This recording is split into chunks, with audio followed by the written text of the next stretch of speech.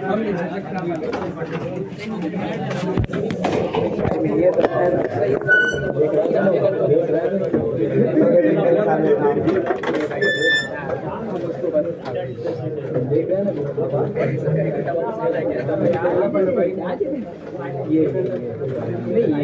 ज्यादा होता है, ज्यादा होता है मेरा बात हम भी वही कर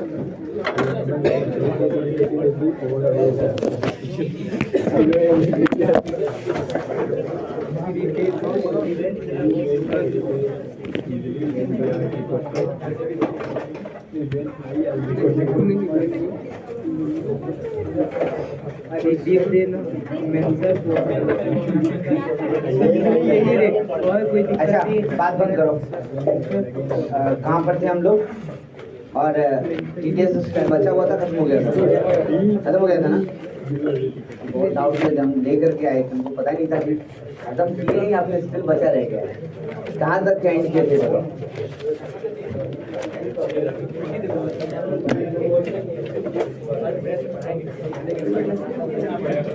अच्छा कंपैरिजन किए थे हम लोग, है ना, नॉर्मल फॉर्म से, और फुट ऑफ द परपेंडिकुलर हम लोग निकाले थे -12/13 और -8/।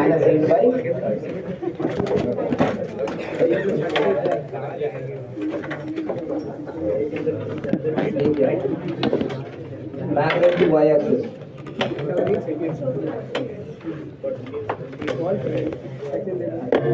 एक्स एक्सिस और y एक्सिस के पैरेलल लाइंस को बता रहा है। मतलब ध्यान दो,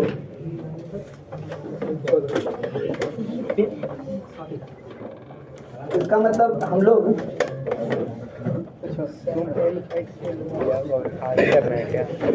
आगे करना है क्या? इसका मतलब हम लोग लाइन के इक्वेशन सारा फॉर्म में कर चुके हैं, पांचों फॉर्म में, plus additional line parallel to y axis भी हम लोग देख चुके हैं। Line parallel to x axis का भी इक्वेशन क्या होता है ये भी पता है। x एक्सिस का इक्वेशन y एक्सिस का इक्वेशन भी जानते हैं हम लोग। y एक्सिस के पैरेलल नहीं किए हैं, x एक्सिस के पैरेलल दोनों किए हैं ना, तो y एक्सिस और x एक्सिस का इक्वेशन ही पता है।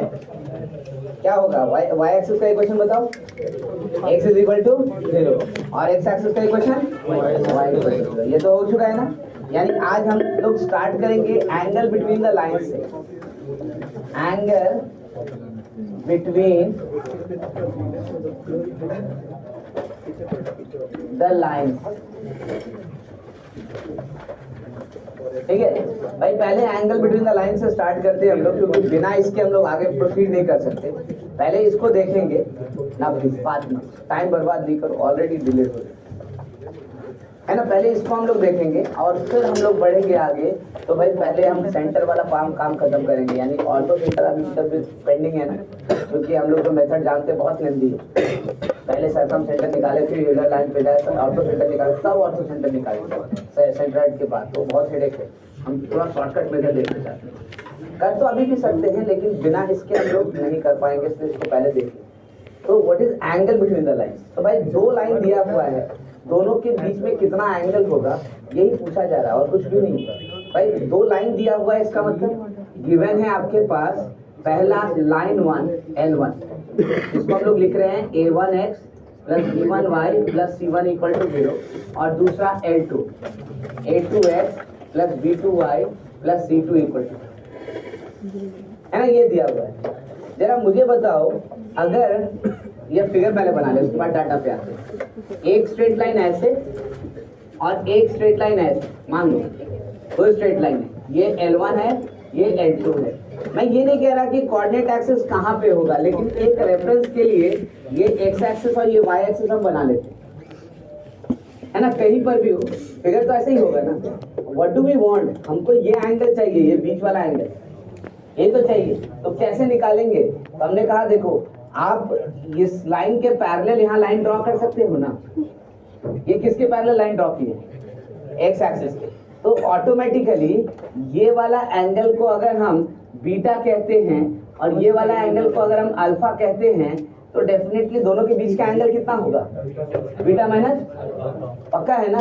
अच्छा उसके बाद भी क्या ये हम टैन बीटा और टैन अल्फा जानते हैं क्या, जानते हैं ना, that will be what, slope, है ना।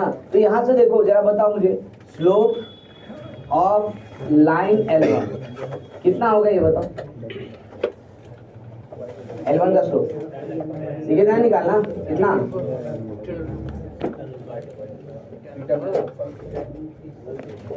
लाइन का स्लोप कैसे निकाले थे, कंपेयर किए थे y mx प्लस ई से, तब स्लोप निकला था ना, कैसे कैसे निकाले थे, कैसे कंपेयर किए, हाँ माइनस ए बाई वाई को उधर लेके गए, उसका डिवाइड किए, तो यहाँ पे माइनस ए बाई बी नहीं होगा, क्या होगा minus a one by b one, है ना। पर ठीक है हम लोग लिख रहे हैं minus a one by b one. उसी तरह से स्लोप ऑफ L2 भी निकाल सकते हैं, वो कितना हो जाएगा माइनस ए टू बाई ए ना आएगा। चलो इसको थोड़ा देर नाम दे देते हैं M1 लेट कर देते हैं, और इसको कहते हैं M2 लेट कर देते हैं, है ना, क्योंकि निकल ही गया है तो हमको पता ही, करेक्ट ना। बट वहां जो एंगल दिख रहा है उसके अनुसार तो आप कहना ये चाहते हो कि M2 जो होगा वो tan बीटा होगा, और M1 जो होगा वो एक्चुअली tan, तब ना एंगल अल्फा और बीटा लिखे हो आप L1 और L2 का, ठीक है, तब तो आप बात कर रहे हो। तो फिर इसका मतलब तो ये है कि ये बीच वाला एंगल अगर हम थीटा बोलते हैं तो भी थीटा का वैल्यू कितना हो रहा है देखो तो, बीटा माइनस, है ना। तो हम कह सकते हैं so if theta is the angle between the lines then theta is equal to beta minus. अब जरा सोच के देखो, आपको बीटा और अल्फा पता था क्या, नहीं, आप क्या जानते हो M2 और M1, यानी tan बीटा और tan अल्फा, करेक्ट ना। तो भाई ये बीटा अल्फा में निकालना पड़ेगा हर बार, तो डिफिकल्ट हो जाएगा, करेक्ट। प्लस एडिशनली यहाँ से निकालेंगे कैसे, मान लीजिए tan बीटा यहाँ लिख रहे हो minus a two by b two minus 3/2, पता चलेगा बीटा क्या है, कंफ्यूजन बढ़ जाएगा ना। इसलिए अगर हम ऐसे छोड़ देते हैं एंगल को तो भाई कैलकुलेशन और डिफिकल्ट हो जाएगा। तो क्या करें, हम tan में डाल देते हैं, ताकि इसमें tan अल्फा और tan बीटा की जगह M1 और M2 तो लिख सकेंगे ना, और वो लिखना थोड़ा सा हमारे लिए ज्यादा आसान है रादर देन कि फिर बीटा और अल्फा निकाल के आने, ठीक है। तो हम क्या करेंगे, तो हम दोनों तरफ tan ले लेते हैं, यानी I can write this implies tan theta is equal to tan of beta minus, ऐसे ही होगी, ठीक है। अब क्या करें, तो भाई कुछ नहीं, इसको एक tan a माइनस बी पे ब्रेक कर,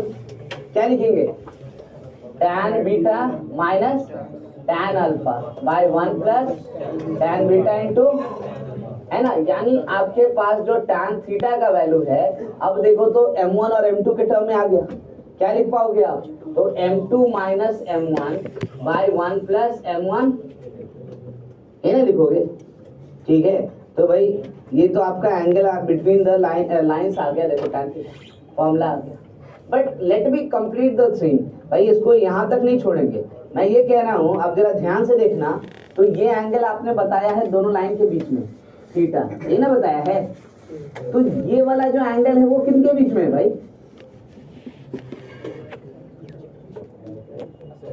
ये भी तो दोनों लाइन के बीच में ही है ना, नहीं है, देखो ना ये लाइन कौन सा लाइन है L1, ये लाइन कौन सा लाइन है L2, तो ये भी तो L1 और L2 के बीच में ही है। और अगर ये थीटा है तो ये कितना है, मतलब अगर कोई बोलता है कि थीटा है दो लाइन के बीच का एंगल, तो 180 माइनस थीटा भी है दोनों के बीच के लाइन का एंगल, करेक्ट ना। और एक बात और हमको पता है, वो क्या पता है भाई, तो tan 180 minus theta is equal to कितना होता है माइनस tan। तो मतलब क्या होगा कि भाई माइनस प्लस का कोई इशू ही नहीं है, माइनस वाला अगर वैल्यू है हमारे एंगल का तो प्लस वाला भी हमको चाहिए।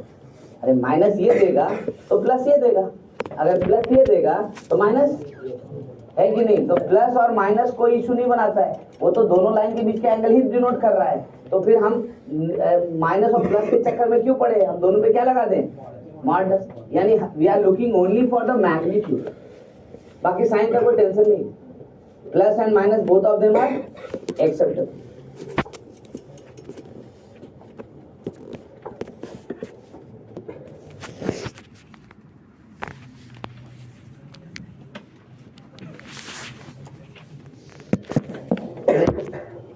है ना। यानी अब हम लोग अगर ढंग से फॉर्मूला लिखे जो याद करने लायक हो तो हमको तो लगता है सबसे अच्छा यही होगा, tan theta is equal to mod of m1 minus m2 by कितना, तो 1 प्लस m1, ये फॉर्मूला ठीक।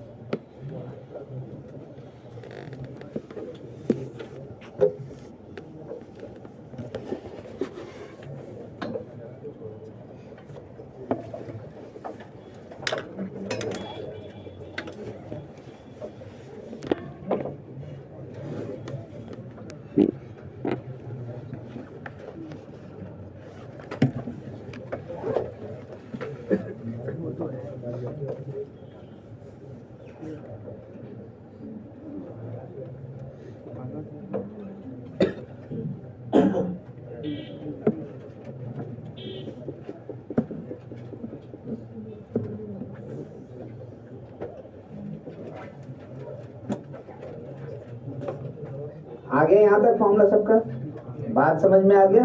अब इसका इस्तेमाल हम लोगों को करना है, तो कैसे करेंगे, तो भाई सबसे पहले तो अभी जिस चीज के लिए लिखे हैं कम से कम उसको ध्यान दें। क्या किस चीज के लिए लिखे हैं भाई, तो हमने ये कहा कि भाई देखो दो लाइन अगर पैरेलल होगा और परपेंडिकुलर होगा, ये कंडीशन हमको कंपलसरी चाहिए क्योंकि दो मैक्सिमम यूज होने वाला केस है। तो भाई हम देखते हैं पहले क्या होगा। तो भाई केस 1 पहली बात करते हैं, इफ लाइंस आर पैरेलल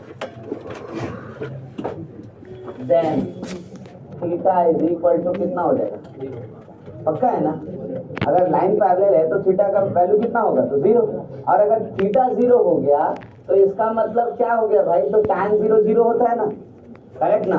तो अगर tan 0 0 होता है तो ये पूरा टर्म 0 हो गया, और ये 0 होने का मतलब क्या हुआ कि m1 इक्वल टू क्या हो गया, ये कंडीशन जान है ना। यानी for parallel lines slope must be equal, correct. Likewise if lines are perpendicular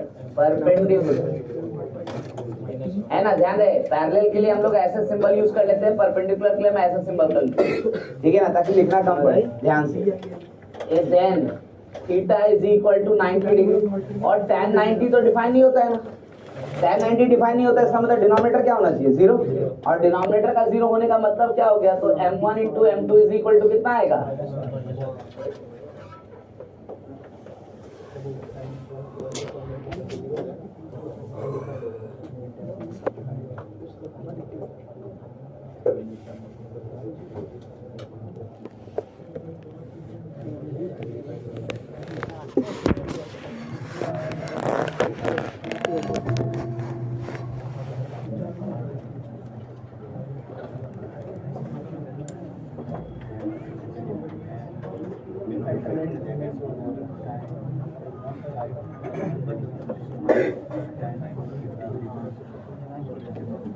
ठीक है। बहुत सिंपल सा चीज है ये सब चीज, इसमें तो दिक्कत नहीं होना चाहिए।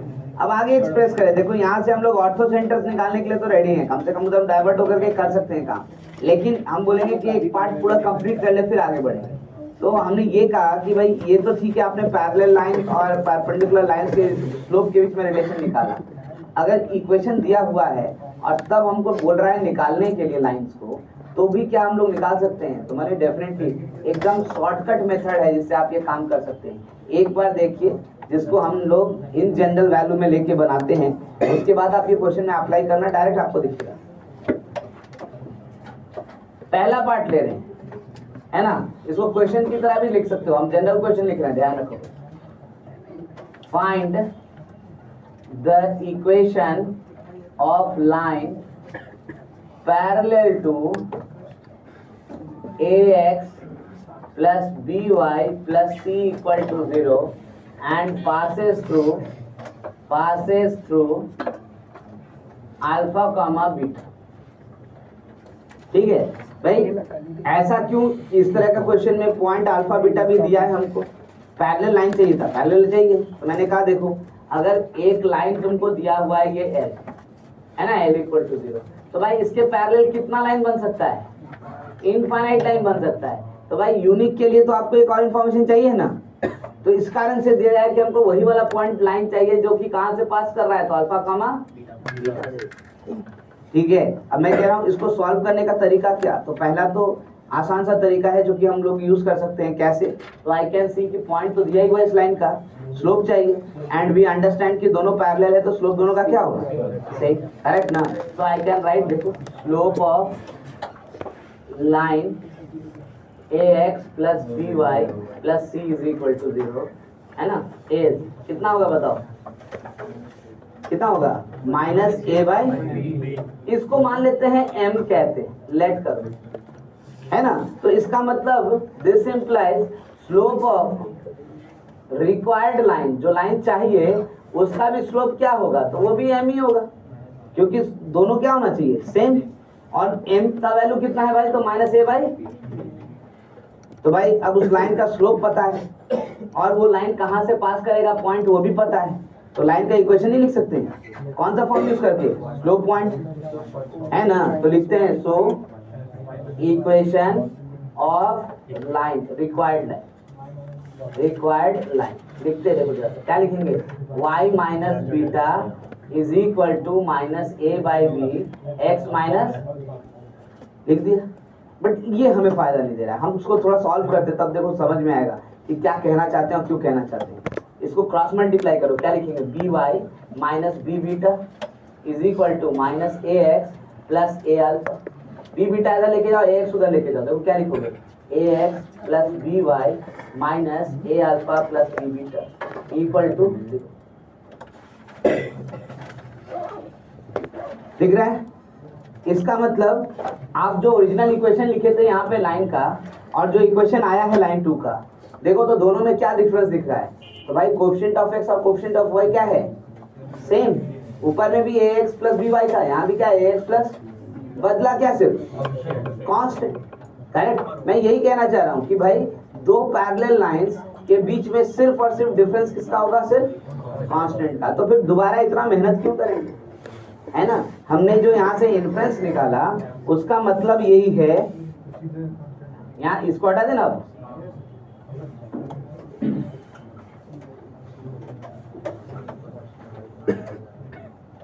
यहाँ से इसका मतलब ये है कि डिफरेंस या equation of two parallel lines differs only by a constant, है ना। बस इतना ध्यान रखना है। अगर ऐसा है तब तो हमारे पास मेथड 2 है, करेक्ट ना। मेथड 2 जो इसके बाद से हमारे लिए ज्यादा इंपॉर्टेंट हो जाएगा। कैसे, तो भाई गिवन हमारे पास क्या है, गिवन हमारे पास है ax plus B Y plus C equal to, है ना। तो पैरेलल लाइन अगर हमको लिखना है, पैरेलल लाइन, तो क्या लिखेंगे, तो I can write ax plus B Y plus lambda equal to, क्या चेंज कर दिया, खाली कांस्टेंट। अब कांस्टेंट कैसे डिटरमाइन करेंगे, क्योंकि भाई इनफाइनाइट नंबर ऑफ लाइंस होता है, तो पॉइंट दिया हुआ है ना, कौन सा पॉइंट दिया हुआ है, alpha comma beta. So I can say, अगर इसको 1 कहते हैं तो 1 passes through alpha comma beta implies a alpha plus B beta plus lambda equal to 0, यानी लैम्डा का वैल्यू माइनस ए अल्फा प्लस, लिख दिया। अब देखो तो इक्वेशन 1 क्या बन गया, ax plus B Y minus A alpha plus B beta is equal to 0, आ गया। देखो इक्वेशन। सो इसके बाद से कभी भी पैरेलल लाइन लिखना रहा तो सिर्फ और सिर्फ क्या डिफर करेंगे हम लोग, कांस्टेंट, है ना। x और y के टर्म्स को कभी टच नहीं करेंगे।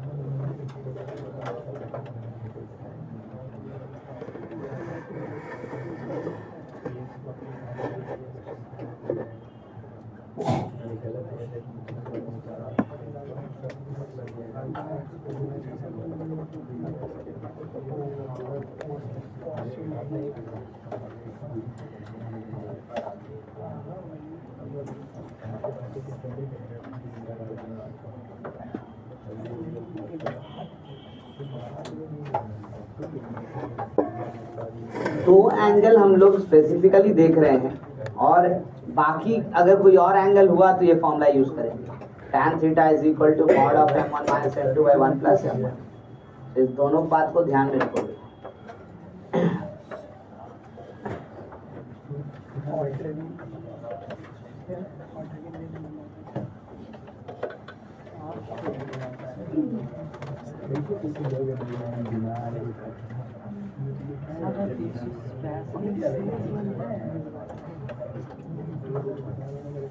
सेकेंड क्वेश्चन पे आते हैं हम लोग। Find the equation of line perpendicular to ax plus by plus c equal to 0 and passes through p alpha comma b। मैं एकदम जनरल वैल्यू ले रहा हूं ताकि आप बातों को समझे कि हर एक स्ट्रेट लाइन पे ये एप्लीकेबल है। उसके बाद जब भी कोई पर्टिकुलर स्ट्रेट लाइन आएगा आप यही काम है ना। मैं आपको उसको भी दिखाऊंगा क्वेश्चन पे, लेकिन पहले बात करें। दो केस हमारे लिए इंपॉर्टेंट है, एक पैरेलल वाला और दूसरा परपेंडिकुलर वाला। तो दोनों को देख लेने हम लोग। पैरेलल वाले में तो आप सबको क्लियर है कि भाई दोनों के बीच में सिर्फ कांस्टेंट का डिफरेंस होगा, तो खाली कांस्टेंट चेंज कर देंगे, काम खत्म, है ना। अब परपेंडिकुलर वाले में क्या करेंगे वो देखना चाहते हैं। तो पहले तो जो मेथड है हमारे पास उस पर बात करें। ये पॉइंट क्यों दिया है हम ये भी समझना चाहते हैं। तो हमने कहा देखो अगर ये लाइन है तुम्हारा, ये लाइन है तुम्हारा, तो ये लाइन तो उसके परपेंडिकुलर है ना। देखो ठीक है, इसको आगे बढ़ा सकते हो। ये लाइन भी परपेंडिकुलर है ना, ये लाइन भी परपेंडिकुलर है ना। तो कितना परपेंडिकुलर लाइन बन सकता है। तो फिर से पॉइंट इसीलिए दिया है क्योंकि आपको सब नहीं चाहिए। क्या कौन सा है तो यूनिक चाहिए। तो भाई हमको यही वाला चाहिए जो कि कहाँ से पास कर रहा है, तो अल्फा कामा बीटा। तो ये वाला हमको चाहिए, ठीक है। इसलिए पॉइंट कंपलसरी है, नहीं तो फिर तो इनफाइनाइट लाइन बन जाए। ठीक है, कैसे लिखेंगे तो भाई देखिए पहले एक बार निकाल लेते हैं। जब वो समझ में आ जाएगा कि क्या करना होता है तो अकॉर्डिंगली उसके बाद खाली वही काम करेंगे और कुछ नहीं करेंगे। सो आई एम सेइंग कि भाई देखिए अगर L हमारे पास लाइन है ax plus by plus c equal to 0, तो स्लोप ऑफ L बताओ जरा सा क्या होगा, माइनस a बाई, है ना। इसको अगर हम m1 कहते हैं थोड़ी देर के लिए, तो भाई slope of required line, slope of line perpendicular to L, है ना। अगर इसको m2 कहते हैं, मान लेते हैं थोड़ी देर के लिए, तो पता है ना कि m1 m2 का वैल्यू कितना होना चाहिए। तो फिर तो इसका मतलब m2 भी हम जानते हैं कितना हो जाएगा, आएगा ना। तो भाई स्लोप पता चल गया। अब पॉइंट तो पहले से ही पता है, कौन सा पॉइंट है, अल्फा कामा बीटा। तो इक्वेशन लिखते हैं। So equation of required line, है ना, लिखते हैं। क्या लिखेंगे तो y minus beta is equal to b by a x minus r, है ना। इनफ्लुएंस निकालने के लिए तो इसको सॉल्व करना पड़ेगा तब पता चलेगा। तो मैं सॉल्व कर रहा हूँ, इसको a उधर जाएगा। देखो क्या लिखेंगे तो आई कैन सी, इसको लिख सकते हैं A Y minus A beta is equal to B x minus B alpha. ठीक है, अब क्या करें, y भी इधर लेके आ जाओ। तो b x minus a Y minus b, अच्छा प्लस लिखो, चलो plus a beta minus B alpha equal to, ये आ गया इक्वेशन। देखो जरा सा इस इक्वेशन से इसको कंपेयर करके देखो जो आंसर आया। क्या किए हैं हम, क्योंकि जनरल वैल्यू है, हर लाइन के लिए एप्लीकेबल हो सकता है। तो मुझे दिख रहा है जो पहले x के का कोएफिशिएंट था अब किसका है, और जो y का कोएफिशिएंट था किसका है। लेकिन दिक्कत ये है कि पहले y के आगे प्लस था, अब y के आगे क्या है। इसका मतलब हमको करना क्या है कि कोएफिशिएंट्स को आपस में क्या कर दो, इंटरचेंज, और साथ में एक किसी का साइन चेंज कर देना, चाहे x का हो चाहे, बस अपना काम खत्म, करेक्ट ना। तो भाई यहाँ से हमने जो इंफरेंस निकालना था वो क्या निकाले, देखो तो equation of line perpendicular to given line can be obtained by interchanging the coefficients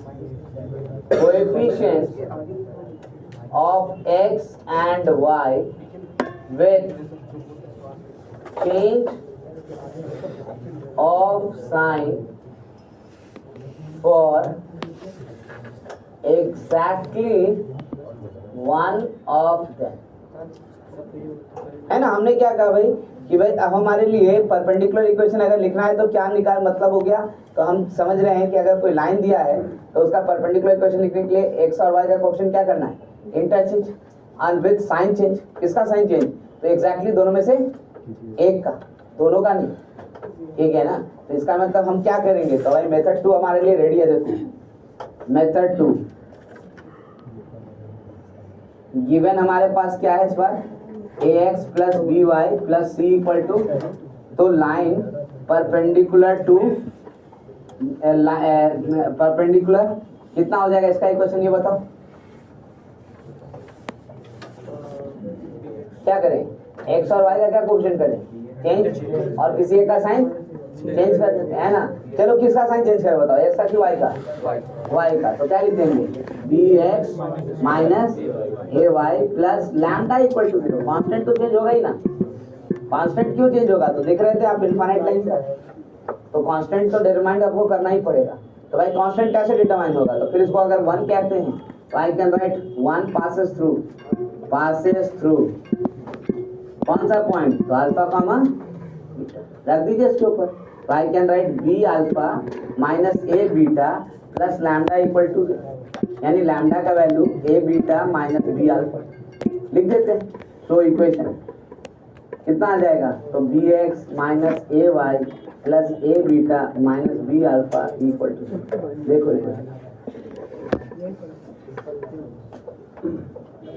यानी जब पैरेलल लाइन लिखना है तो खाली कांस्टेंट चेंज करो, और जब परपेंडिकुलर लाइन लिखना है तो coefficient of x and y को क्या करो, इंटरचेंज, और एक का साइन चेंज कर देना, साइन नहीं चेंज करोगे तो गड़बड़ हो जाएगा।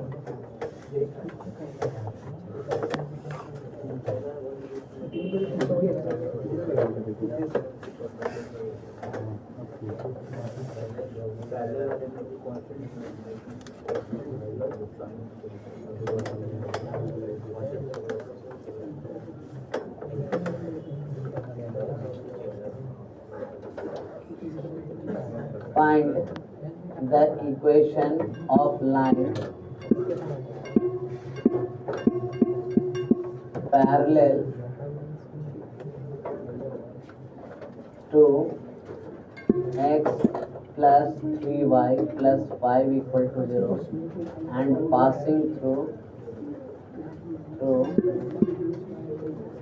1, 2.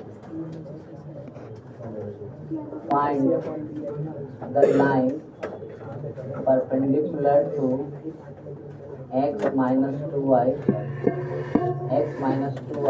plus 1 equal to 0 and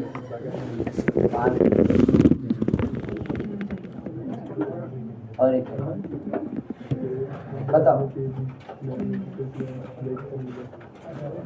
I hope कि अब इन दोनों के लिए तो पेन का भी रिक्वायरमेंट नहीं होना चाहिए, फिर भी कीजिए। पहला क्वेश्चन है तो थोड़ा सा लिख के कीजिए, आराम बनाते बनाते समझ में आ जाएगा।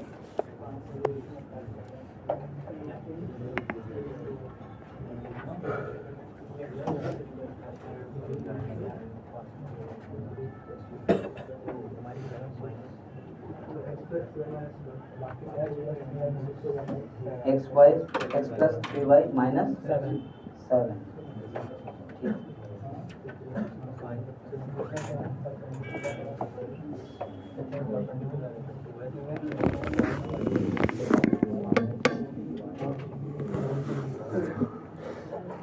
ये सिर्फ आपकी प्रैक्टिस के लिए दिया है कि आप अपने से बना करके देखें करना क्या रहता है, कितना फास्ट हो जाएगा कैलकुलेशन अगर आप ऐसा करेंगे तो।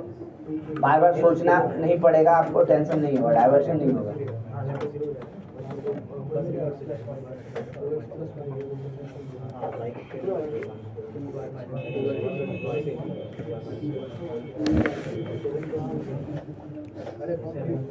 पहला वाला केस में क्या चेंज होगा? पैरेलल है तो खाली का क्या चेंज होगा? कांस्टेंट। तो क्या लिखेंगे इक्वेशन लाइन का? x plus 3y plus lambda equal to 0। अब लैम्डा कैसे निकलेगा? तो पास कहाँ से कर रहा है? 1,2 तो लिख दो, तो लैम्डा का वैल्यू निकल आएगा। ठीक है ना, बस हमारा इक्वेशन तैयार, उससे ज्यादा कुछ करना ही नहीं।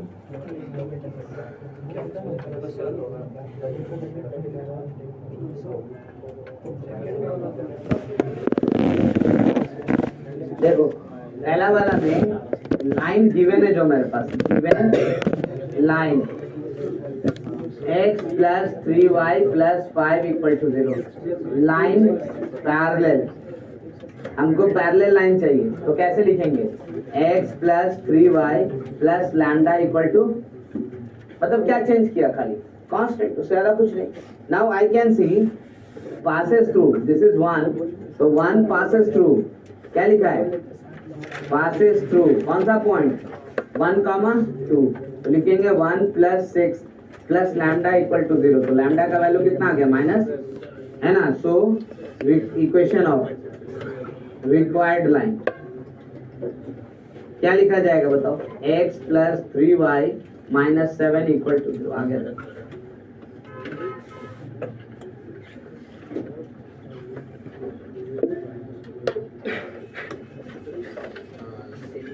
मतलब पैरेलल लाइन में खाली कांस्टेंट चेंज करना है और कुछ नहीं करना।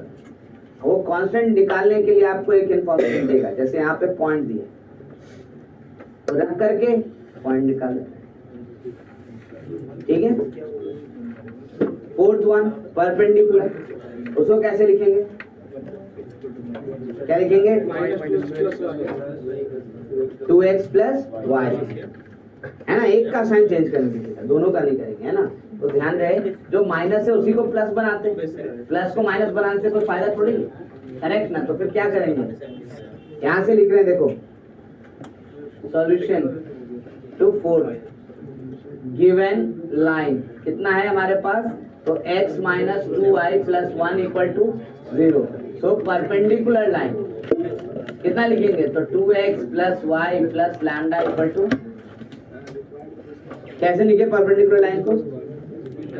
x और y का कोएफिशिएंट इंटरचेंज, और जो एक का साइन चेंज करना था, जो माइनस था उसी को क्या कर दिए? प्लस। कॉन्सेंट्रेट, ध्यान दो। नाउ अगर ये 1 है तो ये गिवन है कि 1 पासेस थ्रू, क्या लिखा है? Passes through origin. ओरिजिन मतलब क्या हुआ? 0, सेटिस्फाई करेगा, तो क्या लिख देंगे? 2 into 0 plus lambda equal to 0, इसका मतलब लैम्डा का वैल्यू।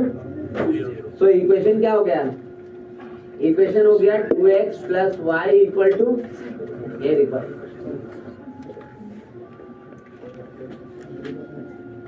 खाली कांस्टेंट का कैलकुलेशन और किसी चीज का कैलकुलेशन एक स्टेप में लिखना है।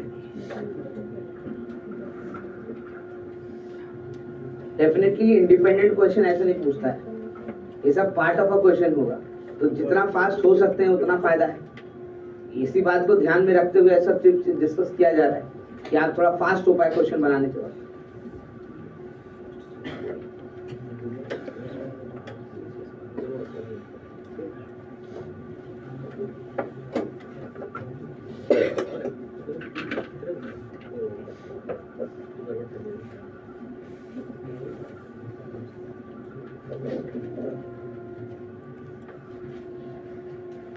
आई होप सबका आंसर आया है और किसी को दिक्कत नहीं है। इसमें दिक्कत है तो वापस पूछ लीजिएगा, क्योंकि इन सब का इस्तेमाल होगा।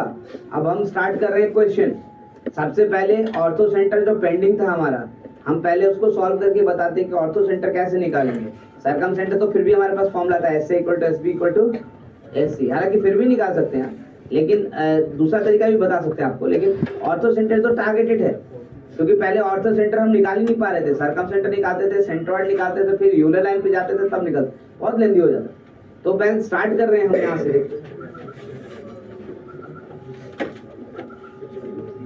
Find the ortho centre of triangle ABC where A is equal to 1, 2, B is equal to 3, 5, and C is equal to 1 comma 2 comma 3. ठीक है। अब आर्बिट्ररी तीनों पॉइंट्स लिए क्योंकि ये क्वेश्चन तो हम समझाएंगे और फिर आप क्या बनाएंगे, अरे आपके बनाने के प्रीवियस ईयर का क्वेश्चन है ना, हम वो उठा के देंगे आपको, इसलिए निश्चिंत रहिए कि आपको प्रैक्टिस के लिए प्रॉपर क्वेश्चन देंगे, उसके बाद आगे बढ़ेंगे। दो तरह से क्वेश्चन पूछ सकता है और पूछा भी है, या तो आपको तीनों वर्टेक्स दे देगा या तो तीनों लाइन का ही क्वेश्चन देगा, करेक्ट ना। पहले हम वर्टेक्स की बात कर रहे हैं, क्या गिवन है जरा सोचो और देखो कितना लेंथी क्वेश्चन हो रहा है वो भी देखना। ए है ये हमारा, ये दिया है 1 comma 2, ये बी है हमारा, कितना दिया है 3 comma और सी 2 comma 3। हमें यही तीन पता है, हमें ऑर्थो सेंटर चाहिए, कैसे निकालेंगे? तो भाई हम बोल रहे हैं डेफिनेशन पे जाओ। ऑर्थो सेंटर मतलब क्या था? पॉइंट ऑफ कंकरेंसी किसका? ऑल्टीट्यूड का। तो यहाँ से ऑल्टीट्यूड डालते हैं, देखो एडी, यहाँ से ऑल्टीट्यूड डालते हैं बी। अब तीसरा क्यों डालेंगे? यही ना आएगा पॉइंट, अरे तीसरा भी तो यहीं से पास करेगा ना, तो ऑर्थो सेंटर 2 से ही निकल जाएगा, तो तीसरा पे जाने की जरूरत हमको नहीं है, तो 2 ही निकालेंगे, करेक्ट ना। अब जरा सोचो एडी का इक्वेशन और बी का इक्वेशन अगर पता चल जाए तो पॉइंट ऑफ इंटरसेक्शन निकालना कोई भारी बात है क्या? निकल जाएगा ना। तो सबसे पहले हम एडी के इक्वेशन की बात करते हैं, तो एडी का इक्वेशन लिखेंगे कैसे? दिया हुआ तो नहीं है, मैंने कहा देखो ये पॉइंट दिया हुआ है ना, तो पॉइंट तो मिल गया, तो बचा क्या सिर्फ स्लोप। अगर स्लोप पता चल जाए तो स्लोप पॉइंट से लिख देंगे हम, लिखेंगे ना। तो स्लोप कैसे निकालेंगे? तो मैं कह रहा हूं देखो ना, बीसी के वो परपेंडिकुलर है, ये अगर बीसी का स्लोप निकाल देते हैं m1 और इसका स्लोप अगर मानते हैं m2, तो m1 m2 क्या हो जाना चाहिए? -1। और साइड बीसी का स्लोप निकाल सकते हैं क्या? स्लोप ऑफ बीसी कैसे निकलेगा? फॉर्मूला था कुछ, दोनों पॉइंट पता है, देखो क्या था formula? y2 minus y1 by x2 minus x, है ना। Difference between y coordinates bye difference between x coordinate, है ना। तो y2 minus y1 क्या हो गया? तो 3 minus 5, कितना लिखेंगे? 3 minus 5 डिवाइडेड बाय 2 minus 3, कितना आ गया? देखो तो आ गया ना। तो इसका मतलब ये हो गया कि स्लोप ऑफ AD कितना होना चाहिए? ये कैसे बोल दिया? नहीं ये बोल कैसे दिए बताइए? अभी पढ़े थे ना, 2 लाइन का जो अगर मतलब परपेंडिकुलर है तो दोनों स्लोप का प्रोडक्ट कितना होना चाहिए? -1। तो तुरंत इन दोनों का प्रोडक्ट देखो निकाल के कितना हो रहा है, इसीलिए -1/2। ठीक है, तब तो इक्वेशन लिख सकते हैं एडी का, देखो इक्वेशन ऑफ लाइन एडी, बता जरा क्या लिखेंगे? y minus 2 is equal to -1/2 x minus, थोड़ा सॉल्व कर देते हैं, 2y minus 4 is equal to -x plus 1. So I can write x plus 2y minus 5 equal to equation AD का equation है। मतलब सिर्फ और सिर्फ हम क्या किए हैं, तो आप फिर से ध्यान से देखना, हमको साइड बी और सी का वर्टेक्स पता था, तो साइड बी सी का स्लोप निकाले, वहां से एडी का स्लोप मिल गया। एडी का स्लोप मिल गया तो पॉइंट तो पहले से पता था, हम इक्वेशन निकाल। अब हम यही काम किसके लिए रिपीट करेंगे? बीई के लिए। ध्यान देना प्रोसेस पे।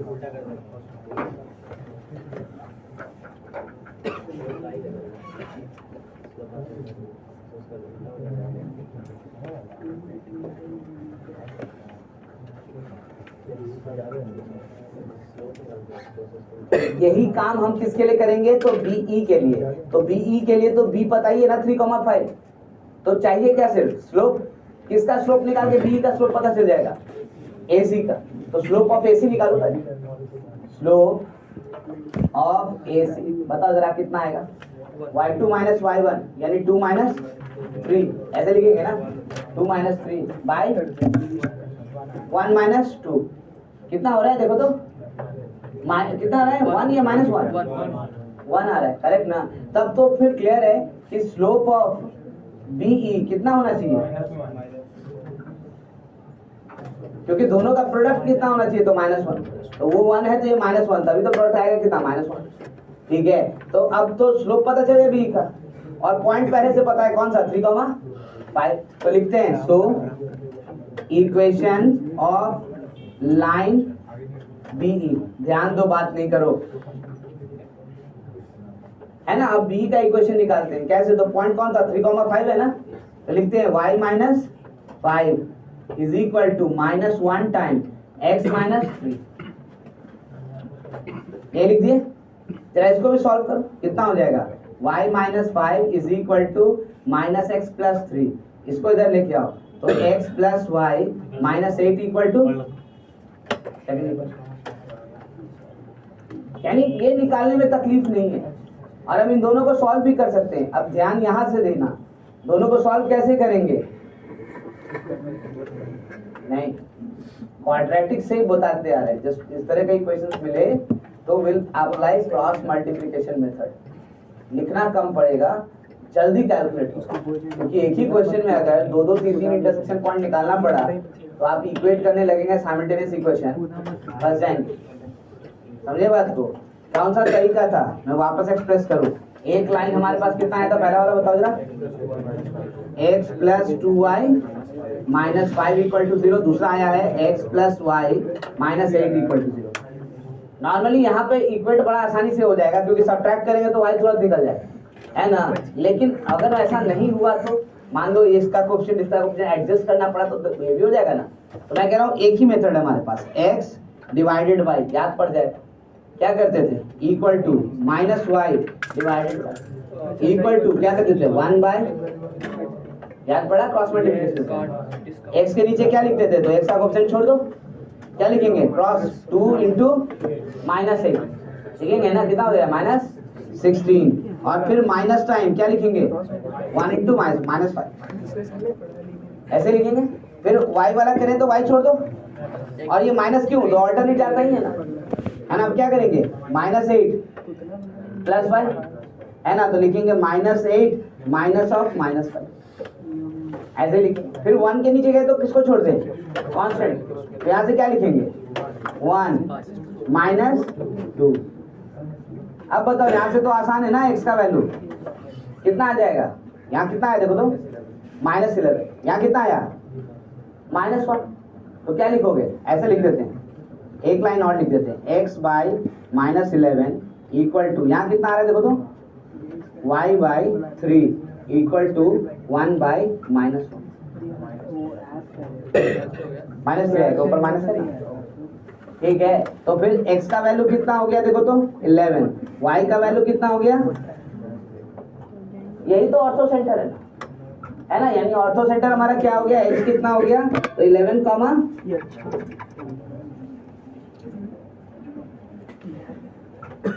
पहला क्वेश्चन है, समझाना था इसलिए बहुत सारी चीजें लिखे हैं, लेकिन धीरे धीरे आपको खुद ब खुद समझ में आ जाएगा कि बहुत सारी चीजों को लिखने की जरूरत भी नहीं है, आप कैलकुलेशन जल्दी जल्दी कर सकते हैं।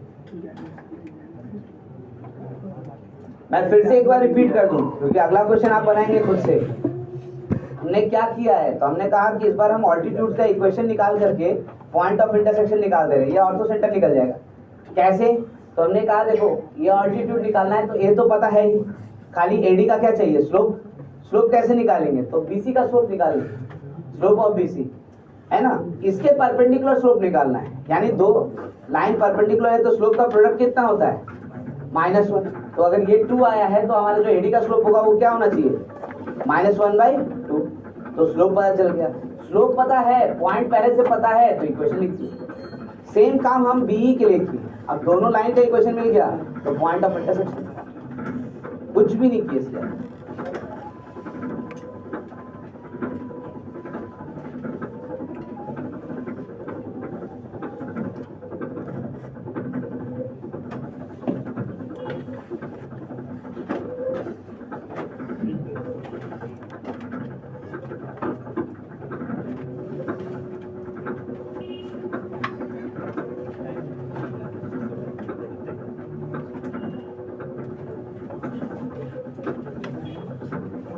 If a triangle ABC has vertices A -1,7, B -7,1 and C 5, -5, then its ortho center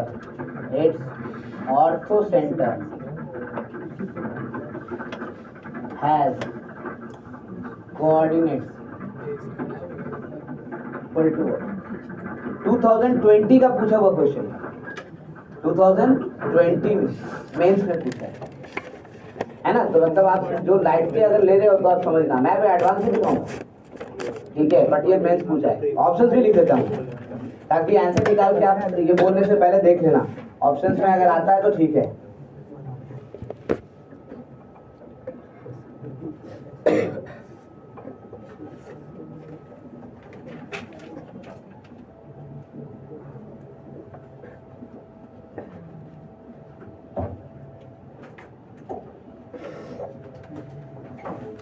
अब तो आपको दिख रहा होगा कि यही क्वेश्चन हम लोग अभी जस्ट बनाए पॉइंट लेकर के रैंडमली, तब इसका मतलब कि हम बताने वाले हैं, अभी आप ही को बनाना।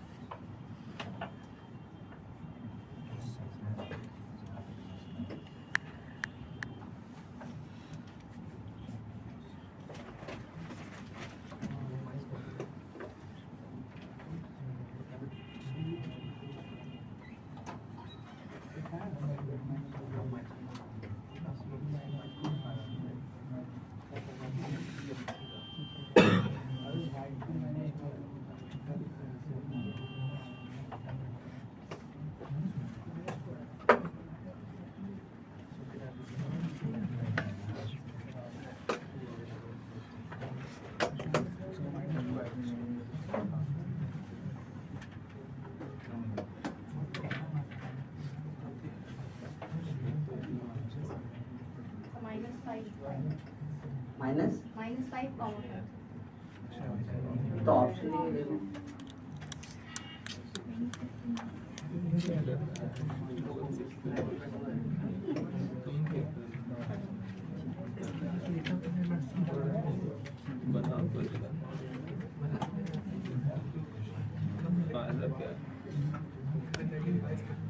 क्वेश्चन बनाने का इच्छा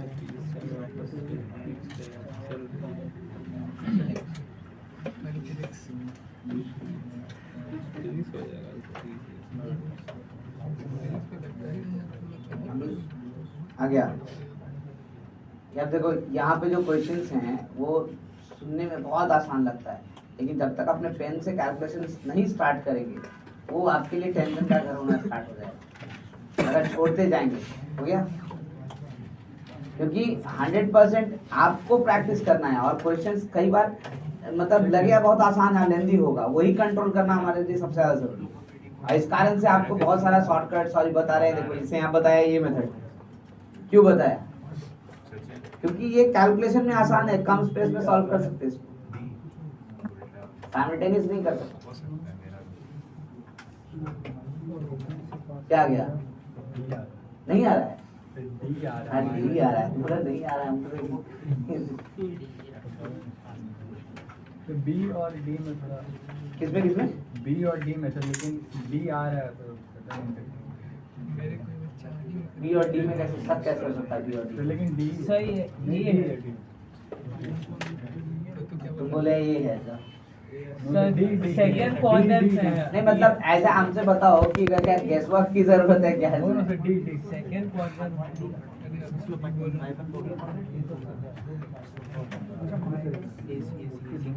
देखो we can be very fast. हमको कोई वही मैं बार बार कह रहा हूँ, जो चीज है वो एकदम सिंपल है, आपके सामने है।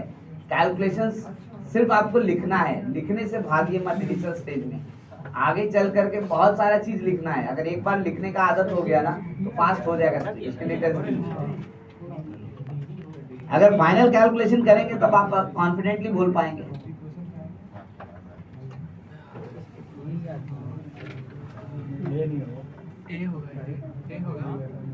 कितने लोगों का हो गया बताओ? Raise your hand. अटेम्प्ट हो गया, कवर्ड है।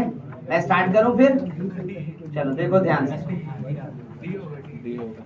लेट्स सी कैलकुलेशन में कितना लंबा है, क्या है देखते हैं हम। तो भाई ट्रायंगल तो हम बनाएंगे। ए है हमारे पास -1,7, बी है हमारे पास -7,1 और सी है हमारे पास 5,-5। हमको क्या चाहिए? एडी। हमको क्या चाहिए? बीई। और फिर दोनों का इंटरसेक्शन क्या निकलेगा? है ना? स्टॉप टॉकिंग, जरा जल्दी से बताओ। स्लोप ऑफ साइड BC कितना आएगा? क्या दिख रहा है? -5 -1 और 5 + 7 कितना हो गया? तो -1/।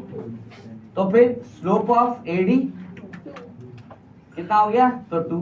इक्वेशन ऑफ AD ये लिखते हैं, कितना लिखेंगे? तो y - 7 is equal to 2 time x plus, so I can write y is equal to 2x और प्लस कितना? 1। अब मैं कहूँ कि भाई यहाँ पर रुक करके 2 मिनट देखो, आंसर तो आप यहाँ से भी कह सकते हो। कैसे कह सकते हो? तो देखो ऑप्शंस में ध्यान से, हम ऑप्शन चेक करने से पहले ध्यान दें कि यहाँ +9 है। तो अगर x का वैल्यू पॉजिटिव लेंगे तो y का वैल्यू नेगेटिव होने का कोई चांस नहीं है, करेक्ट ना? तो भाई ऑप्शन बी होने का चांस तो खत्म हो गया, है ना? सी भी होने का खत्म हो गया, यानी 2 ही ऑप्शन बच रहा है। कौन कौन सा? ए और डी। अच्छी बात क्या है कि आप डी रखो, x का वैल्यू -3 तो 9 - 6 y का वैल्यू 3 आ रहा है कि नहीं? इसको रख करके देखो तो कितना लिखेंगे यहाँ से? -3/5 यानी -6/5। तो 9 × 5 = 45, 45 - 6 कितना हो गया? 39, 39/5 y नहीं आ रहा है, करेक्ट ना? तो इसका मतलब ऑप्शन डी तो डायरेक्ट आंसर हो गया, लिखने की जरूरत नहीं पड़ी। तो क्वेश्चन तो फास्ट हो ही जाता है, लेकिन अगर हम नहीं चाहते, ऐसा नहीं दिखता है तो क्या करेंगे? तो भाई 1-2 लाइन और है, और क्या है? यहाँ से देखो क्या करेंगे? स्लोप ऑफ AC बताओ जरा कितना आएगा? 12 कितना हो जाएगा? 7 + 5/-1 - 5 यानी कितना हो गया? माइनस। तो फिर स्लोप ऑफ AB कितना हो जाएगा? 1/। इक्वेशन ऑफ B बताओ जरा सा कितना लिखेंगे? तो y - 1 is equal to 1/2 x plus, concentrate बातें नहीं। So you can see 2y is equal to x plus 9। यह आ गया सेकंड इक्वेशन, है ना? मतलब कैलकुलेशन में ज्यादा डिफरेंस नहीं है कि आपको बहुत ज्यादा समय लग जाएगा, चेक करने से जल्दी भी हो सकता है ना? अब देखो कैलकुलेशन कैसे लिख रहे हैं? x - 2y + 9 और दूसरा वाला क्या था? 2x - y + 9 equal to 0 equal to 0। x y कितना हो जाएगा? -18 और +9 -y टाइम 9 - 18 इक्वल टू 1/-1 + 4, ऐसे ही ना है? 2 आई है ना, हाँ प्लस 4 ऐसे ही होगा। So we are getting what, x का वैल्यू देखो ये कितना हो जाएगा -9/3 यानी कितना हो जाएगा -3। y का वैल्यू यहाँ से कितना हो गया -3/3 यहाँ से कितना हो जाएगा 9/3 यानी तो आ गया ऑर्थो सेंटर देखो -3/5।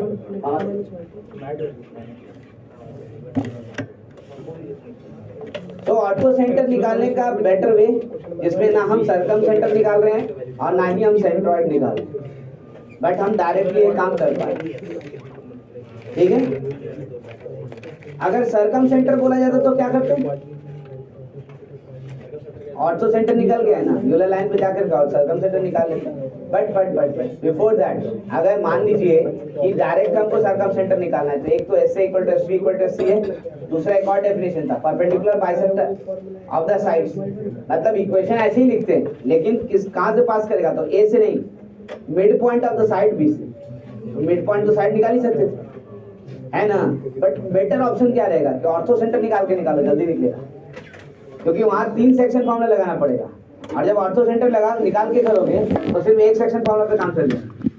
ठीक है, तो डिफरेंस इतना ही है, सिर्फ पिछले बात को समझना है, बाकी और कोई बहुत बड़ी चीज नहीं है।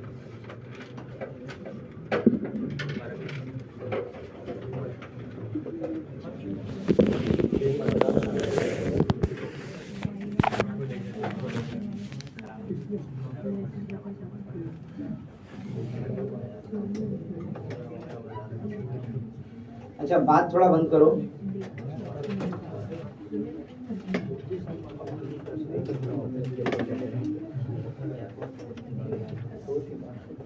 the locus of the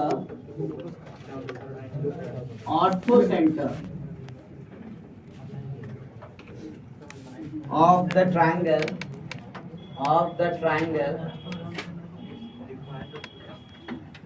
formed by the lines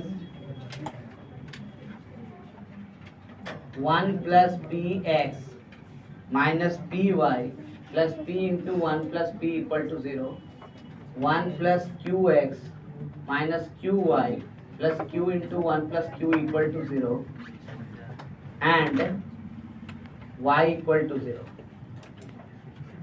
where p is not equal to q is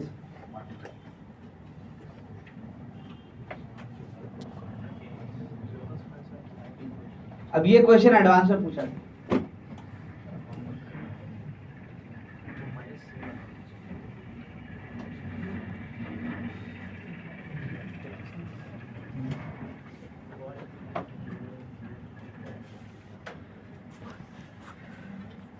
difference क्या है पिछले वाले क्वेश्चन से, उसमें वर्टेक्स दिया हुआ था, इसमें क्या दिया हुआ है साइड लेंथ, साइड का इक्वेशन सॉरी है ना। तो भाई अब क्या किया जाए बताओ, पी और क्यू तो खैर बाद की बात है, लोकस निकालना है तो पहले ऑर्थो सेंटर तो निकालना ही पड़ेगा ना। जब ऑर्थो सेंटर निकल जाएगा तो उसी को क्या मानेंगे x, y, तब x और y के बीच में क्या निकालेंगे रिलेशन, करेक्ट ना। बट पहले ऑर्थो सेंटर को निकालना ही, यानी अगर हम फिगर देखें तो फिगर वाइज हमें समझ में आता है, अगर ये a है, ये b है, ये c है, तो ये साइड y इक्वल टू 0, तो ये साइड क्या, तो 1 plus p into x minus p y plus p into 1 plus p equal to 0, ये साइड क्या, तो 1 plus q x minus q y plus q into 1 plus q equal to 0, है ना। ये आपको साइड का इक्वेशन दिया हुआ। अब बोल रहा है कि आपको ऑर्थो सेंटर बताना, क्या करेंगे, एडी निकालते, एडी कैसे निकलेगा बताओ, ये निकल रहा है, कैसे निकलेगा एडी बताओ, बीसी का स्लोप क्यों निकालेंगे भाई, लाइन के परपेंडिकुलर लाइन लिखना तो जानते ही है ना, तो इसका इक्वेशन तो डायरेक्टली लिख सकते हैं। कैसे लिखेंगे, कोएफिशिएंट ऑफ एक्स और वाई को क्या कर लेंगे इंटरचेंज, खाली क्या जरूरत है हमको, ए का कोऑर्डिनेट है ना, तो ए का कोऑर्डिनेट कैसे निकालेंगे, तो भाई किसका किसका, ए का, बी का और सी का कोऑर्डिनेट निकालना है। भाई दिखता है ए का तो बहुत आसान है, वाई का वैल्यू यहाँ 0 डाल देंगे, ये डालेंगे, एक वाई का वैल्यू 0 डालोगे, एक्स का वैल्यू कितना आएगा देखो तो, ये ना y इक्वल टू 0 है ना, ये y इक्वल टू 0 रखोगे इसके ऊपर, इस इक्वेशन के ऊपर, तब ना ये इंटरसेक्शन पॉइंट आएगा, करेक्ट ना? कितना आ जाएगा? -p। इसके लिए पेन की भी जरूरत है क्या? तुरंत मिल जाएगा, देखो ना, y इक्वल टू 0 पुट करो तो यही दोनों बच गया। दोनों में से क्या कॉमन आ रहा है? 1 प्लस p, तो बचा क्या? x plus p equal to 0। तो x का वैल्यू कितना आ गया? -p। तो ये वर्टेक्स आसान है निकालना, -p, 0, क्योंकि y कोऑर्डिनेट तो 0 ही होगा। ये वर्टेक्स भी आसान है, क्यों? तो 0 तो होगा, यहाँ पे क्या हो जाएगा? माइनस। अरे ऐसा कैसे? तो भाई दोनों इक्वेशन फर्क क्या है? जहां p लिखा हुआ है वहां क्या लिखा हुआ है? तो एक कैलकुलेट करना है, दोनों कैलकुलेट। अब बताओ, इसको निकालें तो डिफिकल्ट होगा कि नहीं होगा? तो कौन निकालेगा? उसको निकालने की जरूरत भी है क्या? नहीं ना, हमको तो दो ही चाहिए। हम AD निकालेंगे और BE निकालेंगे, बस काम खत्म, ये ऑर्थो सेंटर आ जाएगा। अब बताओ AD का इक्वेशन कैसे लिखेंगे? That is line perpendicular to BC and passes through what point? तो निकालो। BE भी निकलेगा मेरे ख्याल से, तो अब ज्यादा फास्ट निकलेगा, है ना? तो निकालिए, ऑर्थो सेंटर निकालिए, उसके बाद बात करते हैं।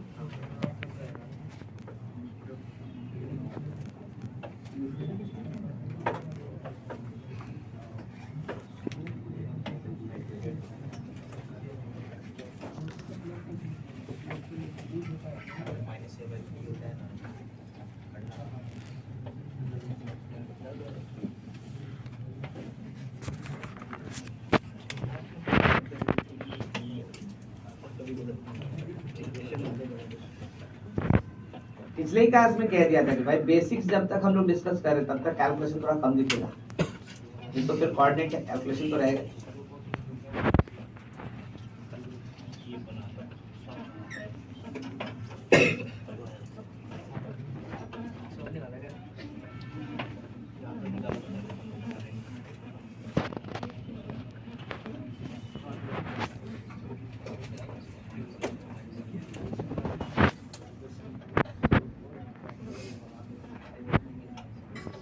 टू 2009 या 10 का क्वेश्चन है, एडवांस का।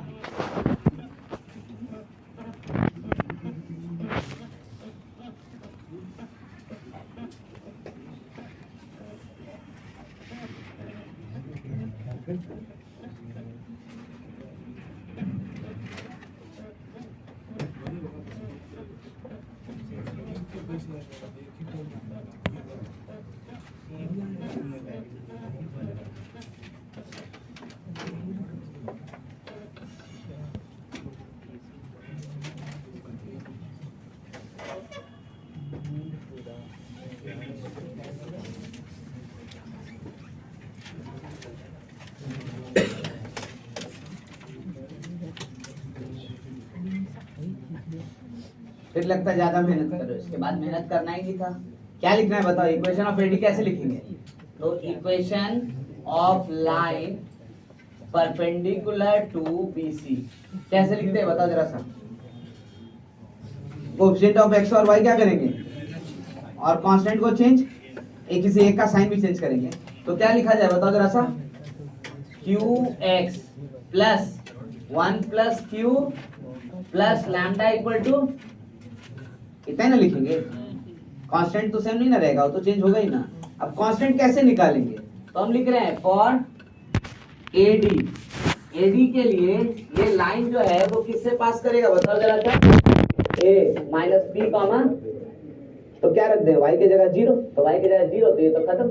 यहाँ क्या रखना है? माइनस p, तो क्या लिखोगे? Minus PQ plus 0 plus lambda equal to 0, implies lambda is equal to, है ना? तो इक्वेशन ऑफ AD कितना आ गया? तो QX plus 1 plus QY plus PQ equal to 0 आ गया। देखो इक्वेशन 1 रेडी। अब क्या? भाई कोई मेहनत नहीं, अब हम सिमिलरली लिखेंगे। क्यों? क्योंकि दोनों इक्वेशन में कोई फर्क नहीं था। एक जगह Q था, दूसरी जगह क्या था? D। अब चेंज कर लेंगे P और Q को। तो I can write equation similarly equation of BE कितना लिखेंगे यहाँ से? तो PX plus 1 plus y 1 plus PY plus PQ equal to second equation. हो गया ना आसान? अब क्या करें, ऑर्थो सेंटर निकालते हैं। उसके लिए भी क्या बहुत ज्यादा लिखना है? नहीं। कौन सा मेथड? क्रॉस मल्टीप्लिकेशन, है ना? अप्लाई कीजिए। क्या लिखिएगा? x बाय कितना करेंगे? 1 plus Q into P Q minus 1 plus P into P Q. तो I can write P Q 1 plus Q minus P Q 1 plus P is equal to minus Y time कितना हो जाएगा?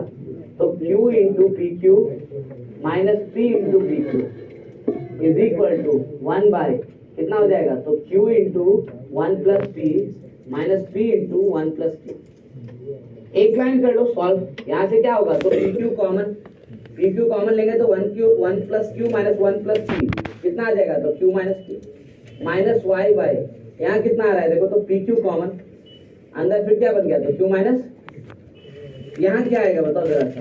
1 by multiply कर दो तो एक तो q एक पी क्यू, यहाँ से एक p और एक पी क्यू, तो यहाँ से बचेगा क्या? q minus. अब बताओ q माइनस p कॉमन लेके हटा नहीं सकते हैं? हटा सकते हैं क्योंकि वो जीरो नहीं है, बोला है ना q is not equal to p। तो इसका मतलब इक्वेशन क्या आ गया? x by p Q is equal to minus y by p Q is equal to 1। इसका मतलब कोऑर्डिनेट क्या हो गया? तो x का पी क्यू और y का कितना आया? माइनस। ऑर्थो सेंटर क्या हो गया हमारा बताओ?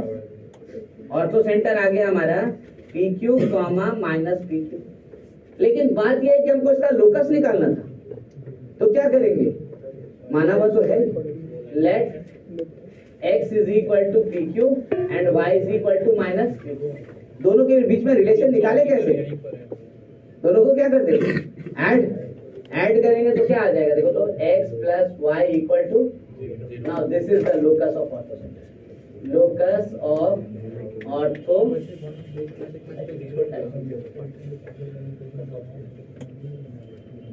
ठीक है। अब बताओ इस क्वेश्चन में कहाँ डिफिकल्टी?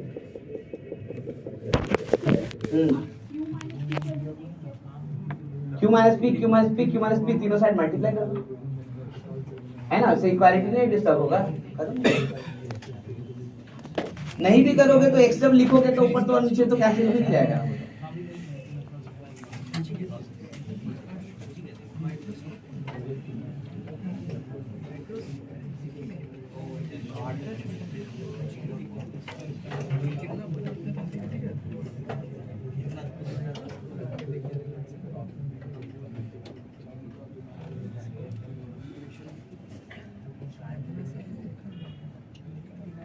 ठीक है, बात समझ में आ गया?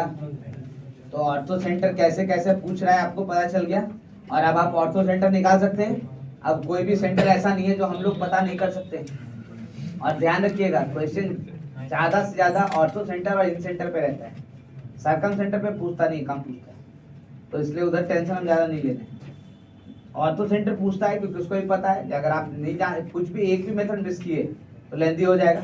और एक इन सेंटर पूछता है क्योंकि वहां पे अप्लाई करने का तरीका होता है, तो उस पर ध्यान ज्यादा दीजिएगा।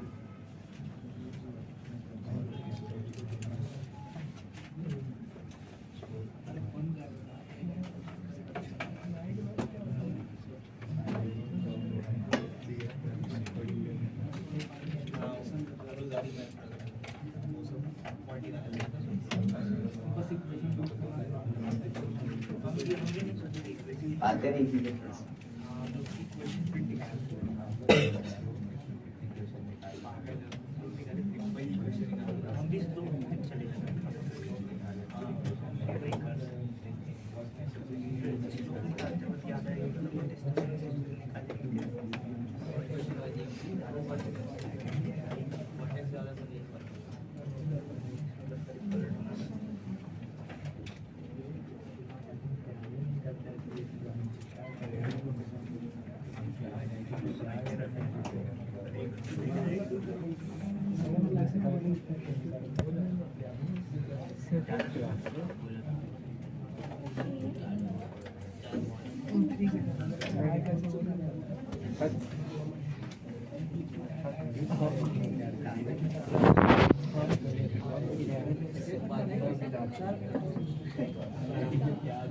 बात करते रहोगे डिले होता रहेगा, इसलिए बात मत करो, ज्यादा अच्छा रहेगा क्योंकि आपको समझ में भी आएगा। अदरवाइज हम अगर थोड़ा सा स्पीड भी बढ़ाए तो गड़बड़ हो जाए।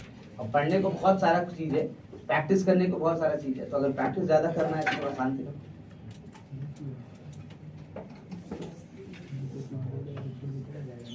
मतलब स्ट्रेट लाइन के बारे में लगभग सब कुछ जान गए, है ना?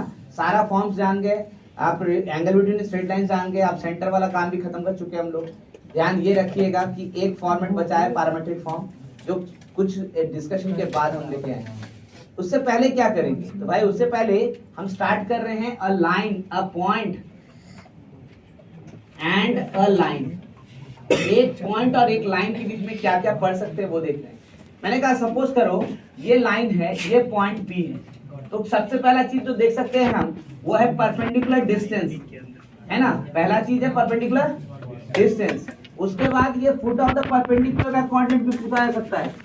और एक लास्ट टास्क पूछा जा सकता है कि अगर इसको हम मिरर बना दे तो इसका क्या निकलेगा? इधर इमेज, वो इमेज भी निकलेगा। तो तीन चीज हम लोग पढ़ेंगे जब एक पॉइंट और एक लाइन की बात होगी। एक तो ये परपेंडिकुलर डिस्टेंस pn, दूसरा ये फुट ऑफ द परपेंडिकुलर यानी m का जो कोऑर्डिनेट है वो निकालना, और तीसरा इमेज का कोऑर्डिनेट, है ना? तीन चीज पढ़ेंगे। तो स्टार्ट हम कहां से कर रहे हैं? तो स्टार्ट हम कर रहे हैं परपेंडिकुलर डिस्टेंस से। ध्यान दो, I am starting with first one, perpendicular distance. Given क्या होगा? तो भाई एक तो लाइन चाहिए, लाइन इसको L लिख देते, ax plus by plus c equal to 0, और दूसरा point that is p alpha comma, है ना? ऐसा कुछ ले लिया। परपेंडिकुलर डिस्टेंस चाहिए। देखो फॉर्मूला बहुत आसान है, डायरेक्ट फॉर्मूला बोले तो क्वेश्चन तो अप्लाई कर ही सकते हैं, लेकिन फिर फॉर्मूला याद तभी होता है जब ये समझ में आता है निकाले कैसे। आप नहीं पता चलता है कि निकाले कैसे हैं तो गड़बड़ हो जाता है, ठीक है ना? भूल सकते हैं हम लोग, कंफ्यूज हो सकते हैं। तो मैं कह रहा हूँ वो चीज देखो जरा ध्यान से कि निकाल कैसे रहे। सिर्फ प्रोसेस को थोड़ा सा फास्ट वे में डिस्कस कर देते हैं कि कैसे निकालें। मैंने ये कहा जरा सोच के देखो कि ये वाला लाइन आपको दिया हुआ है, रैंडम लाइन है, कहीं ना कहीं तो कोऑर्डिनेट एक्सिस होगा ही ना, ये एक्स एक्सिस और ये वाई एक्सिस कहीं ना कहीं तो होगा ही, ऑब्वियस सी बात, ठीक है? और अगर ये लाइन आपको दिया गया होगा तो वो कहीं ना कहीं एक्स एक्सिस और वाई एक्सिस को कट कर रहा होगा, ये नहीं करेगा? करेगा ही करेगा। तो 100% कहीं ना कहीं सपोज करो कि ऐसे कट कर रहा है लाइन, ये लाइन है हमारा, सॉरी ये लाइन है हमारा, ठीक है ना? ये कहीं ना कहीं कट कर रहा है। और एक पॉइंट पी है यहाँ पे हमको दिया हो गया अल्फा को। रैंडम क्वेश्चन बना है, हमने कोई फिक्सेशन नहीं किया, ऐसे ही ना सिचुएशन होगा। मैं कह रहा हूँ तब तो बहुत आसान है निकालना है डिस्टेंस को। क्यों? क्योंकि देखो ना ये वाला पॉइंट आप निकाल सकते हो कैसे? तो ये एक्स इंटरसेप्ट है, ये ओरिजिन है, ये परपेंडिकुलर है, तो ये क्या है? X intercept. एक्स इंटरसेप्ट कैसे निकालते हैं? वाई को क्या पुट करते हैं? अच्छा ये भी तो निकाल सकते हैं ना, ये क्या है? ये वाई इंटरसेप्ट है ना, तो ये भी निकल जाएगा। तो ये दो पॉइंट अगर पता चल गया, पहले निकाल लो बाद में बात करते हैं। एक्स इंटरसेप्ट कैसे निकालते बताओ? एक्स इंटरसेप्ट क्या करते हैं? पुटिंग y इक्वल टू 0, तो 0 पुट कर रहे हैं यहाँ पे, तो क्या लिखोगे? ax plus c equal to x is equal to minus C by. तो फिर इसका मतलब तो ये हो गया कि a जो कोऑर्डिनेट हुआ वो minus C by A comma 0, ये आ गया देखो, minus C by A comma. अगर वैसे ही y इंटरसेप्ट निकाले तो क्या पुट करेंगे? हाँ, putting x is equal to 0, इसका मतलब y is equal to minus C by B, यानी b का कोऑर्डिनेट क्या हो गया? तो 0 कॉमा माइनस सी बाई, इसका कोऑर्डिनेट भी हो गया तो 0 कॉमा माइनस सी बाई। अब ये क्यों निकाल रहे हैं? तो देख इसलिए निकाल रहे हैं क्योंकि देखो ना इसको ज्वाइन कर देंगे, क्या बन गया? ट्रायंगल। अब कोई बोले कि ट्रायंगल का एरिया क्या होता है, तो आप तो हम दो तरीके से निकालते हैं। एक, तीनों वर्टेक्स पता है, फॉर्मूला है half of mod of x1 minus y2, ठीक है ना? और एक तरीका है हाफ इंटू बेस इंटू, भाई हाइट मतलब क्या है? यहाँ से परपेंडिकुलर डिस्टेंस ही ना, ठीक है? वही तो निकालना था हमको, तो दोनों कंपेयर कर दे तो ये निकलेगा। अरे बेस पता होगा तब ना, बेस नहीं पता है, बताओ तुम बेस क्या है? यहाँ पे AB का लेंथ निकाल सकते हैं हम लोग, क्या होगा यहाँ से बताओ जरा? दोनों के बीच में डिस्टेंस फॉर्मूला ना, कितना लिखेंगे root under C square by B square plus C square by, हो गया। यानी हम यहाँ से लिख रहे हैं, देखो area of triangle P A B is equal to, इसको डेल कह लेते, देखो डेल इज इक्वल टू कितना हो जाएगा, half into base into height, that is half into A B into P M. A B का लेंथ लिखो, half into root under कितना होगा, तो C square by B square plus C square by A square into कितना, तो P. अब मैं कह रहा हूँ यहाँ से कॉमन भी मिल जाएगा, देखो सी स्क्वायर बाहर आ जाएगा, एलसीएम ले लो तो ऊपर में क्या आएगा, root A square plus B square, अंदर से क्या हो जाएगा, root under A square plus B square भी बाहर हो जाएगा। यानी I can write as half of mod C by A B root under A square plus B square into P M, यही आएगा। देखो ये आएगा ना। अब बोलो इससे क्या फायदा हुआ हमको, आपका पीएम तो रह ही गया।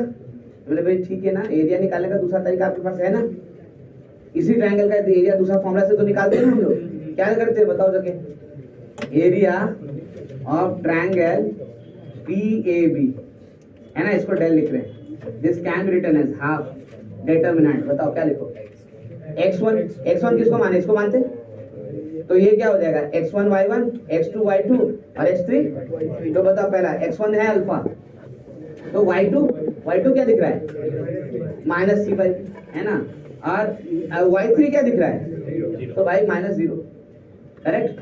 फिर x2 क्या दिख रहा है, देखो तो 0, तो x2 0 है तो कुछ नहीं निकालेंगे इसका भाई, प्लस x3 कितना दिख रहा है, देखो माइनस सी बाई ए। फिर यहाँ से क्या आएगा, जब x3 है तो y1 माइनस y2 है ना, तो y1 है बीटा और y2 क्या है माइनस सी बाई, तो क्या हो जाएगा बीटा प्लस सी बाई, ऐसा हो गया। जब अब देखो जरा सा यहाँ से इसको कैलकुलेट करते हैं, कैलकुलेट करेंगे तो क्या दिखता है, हाफ तो रहेगा ही, अंदर में क्या हो जाएगा, यहाँ से minus alpha C by B, यहाँ से minus beta C by B A sorry, और minus C square by A,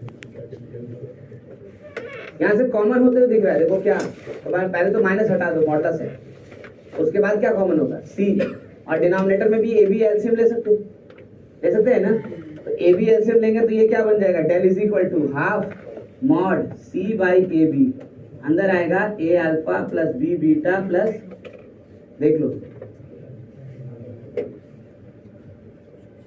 same triangle है ना दोनों, तो दोनों का एरिया तो सेम होना चाहिए।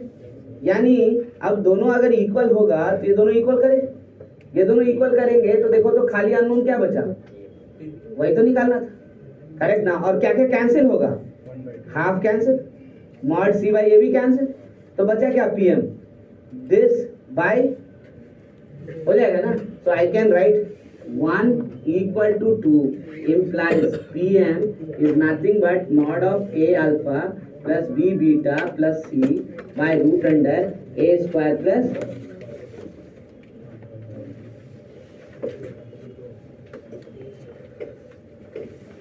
ठीक है। तरीका भूल जाइए, फॉर्मूला नहीं भूलना है ना। और उसके लिए हम लोग एक आध क्वेश्चन करेंगे ताकि ध्यान पड़े कि फॉर्मूला अप्लाई कैसे करें।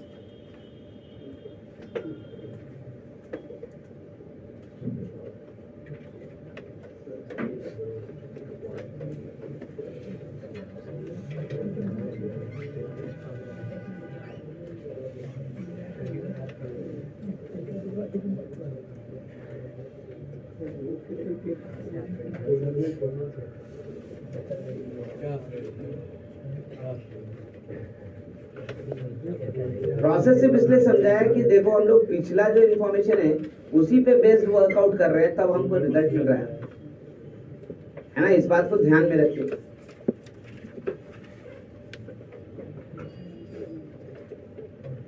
लेकिन फॉर्मूला इतना आसान है कि आपको जरूरत नहीं है बार बार ये सब करने का।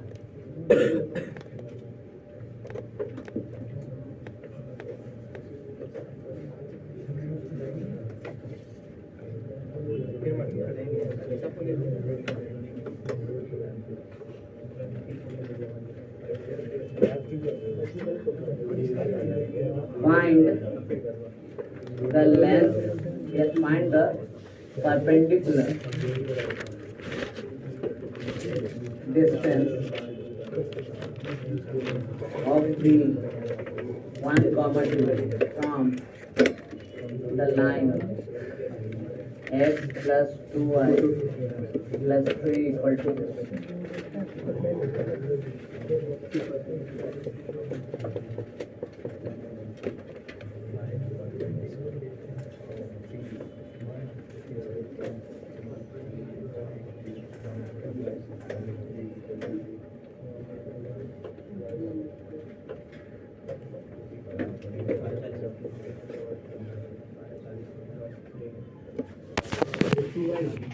हाँ 2y x plus 2y plus 3 equal to 0.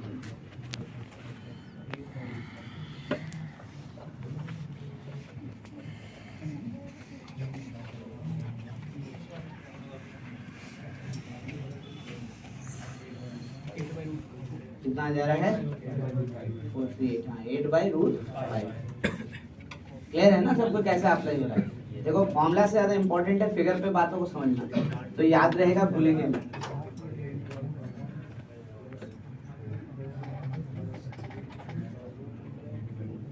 क्या है देखो, लाइन ये है, लाइन का इक्वेशन दिया है x plus 2y plus 3 equal to 0. Point यहाँ दिया है 1,2 है ना, तो यहाँ से परपेंडिकुलर डिस्टेंस m निकाल रखी है. कितना होगा? तो ये वाला पॉइंट जो है इस लाइन पर रख दो, है ना, तो क्या लिखेंगे 1 plus 2 into 2 plus 3 बाई क्या, तो रूट अंडर x के कोएफिशिएंट का स्क्वायर और y के कोएफिशिएंट का स्क्वायर, है ना, ऐसे लिख देंगे. नाउ आई एम सेइंग कि भाई जो रख रहे हैं वैल्यू, ये वैल्यू 0 तो होना चाहिए. नहीं, 0 कैसे होगा? 0 तो तब होगा जब पॉइंट किस पे लाई करेगा, लाइन पे. करेक्ट ना, लाइन पे लाई नहीं कर रहा है तो फिर 0 नहीं होगा. 0 नहीं होगा तो कोई और वैल्यू लेगा, चाहे वो पॉजिटिव हो सकता है चाहे तो वो, तो हमने तो मॉडुलस ले लिया ना, क्योंकि हमें तो डिस्टेंस निकालना है, मैग्नीट्यूड चाहिए. डिवाइडेड बाय क्या लिख रहे हैं, तो a square plus b square, यानी रिजल्ट कितना आ गया देखो तो 8/√5.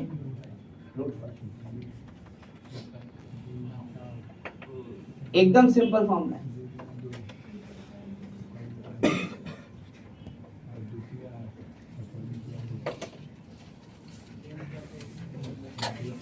Foot of the perpendicular, है ना. We are going for the next relation, that is foot of the perpendicular.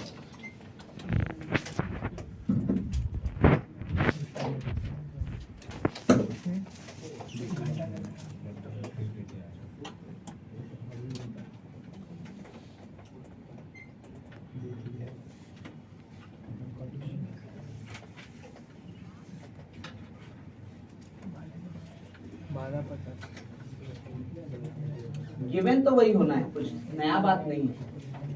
ax plus by plus c equal to 0. दूसरा point that is p alpha comma beta. ध्यान दो, बात नहीं करो.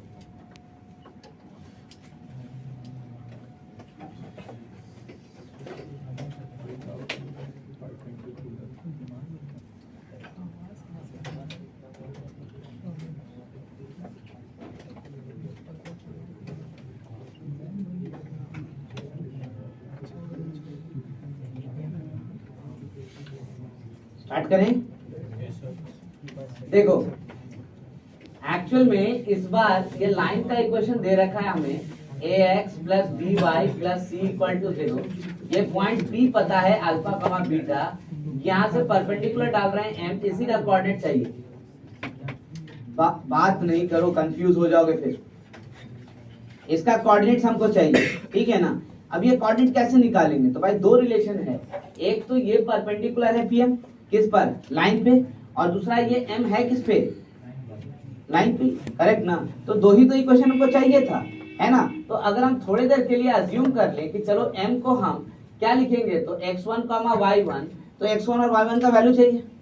कितना unknown है, दो ना, तो दो इक्वेशन मिलेगा तो सॉल्व कर लेंगे ना, तो कर लेंगे. लेकिन हम एक फॉर्मूला बनाना चाहते हैं कि भाई मेहनत ना लगे, बार बार उसको लेंथी वर्क काम ना करना पड़े.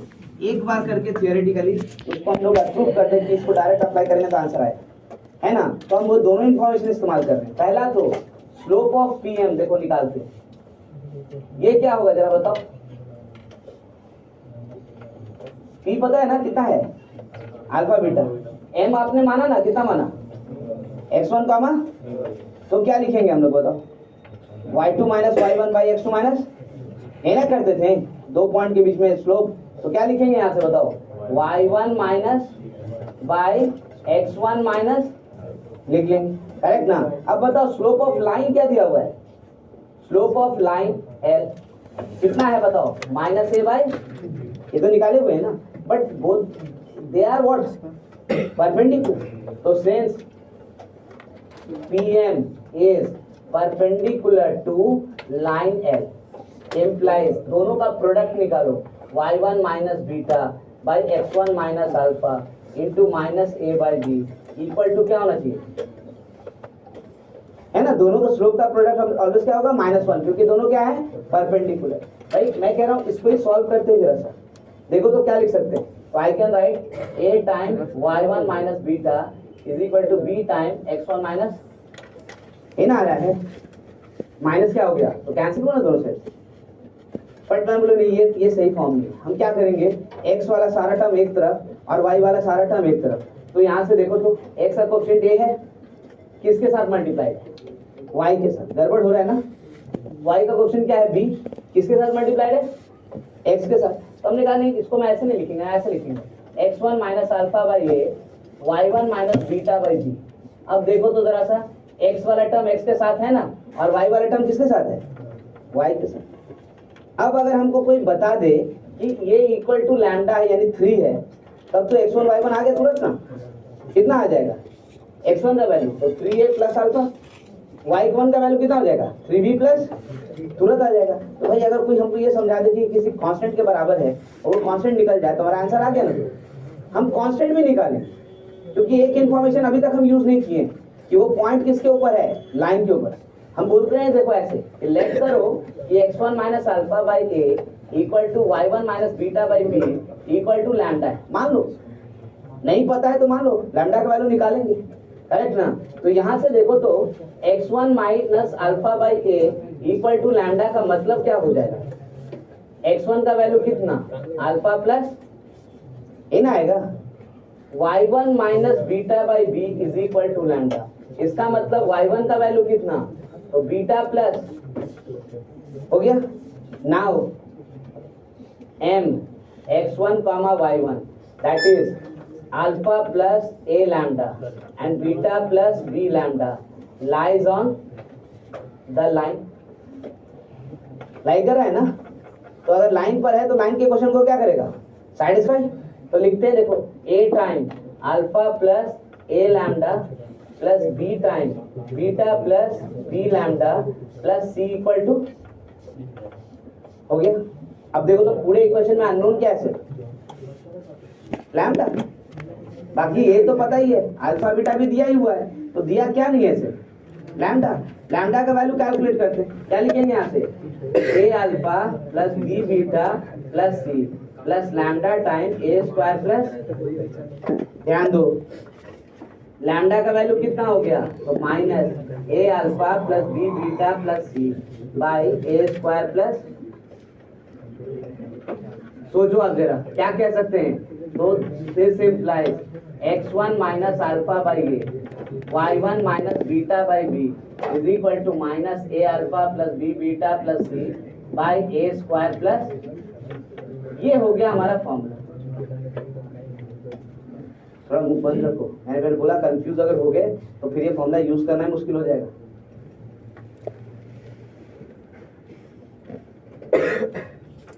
ये हमारे पास फॉर्मूला आ गया।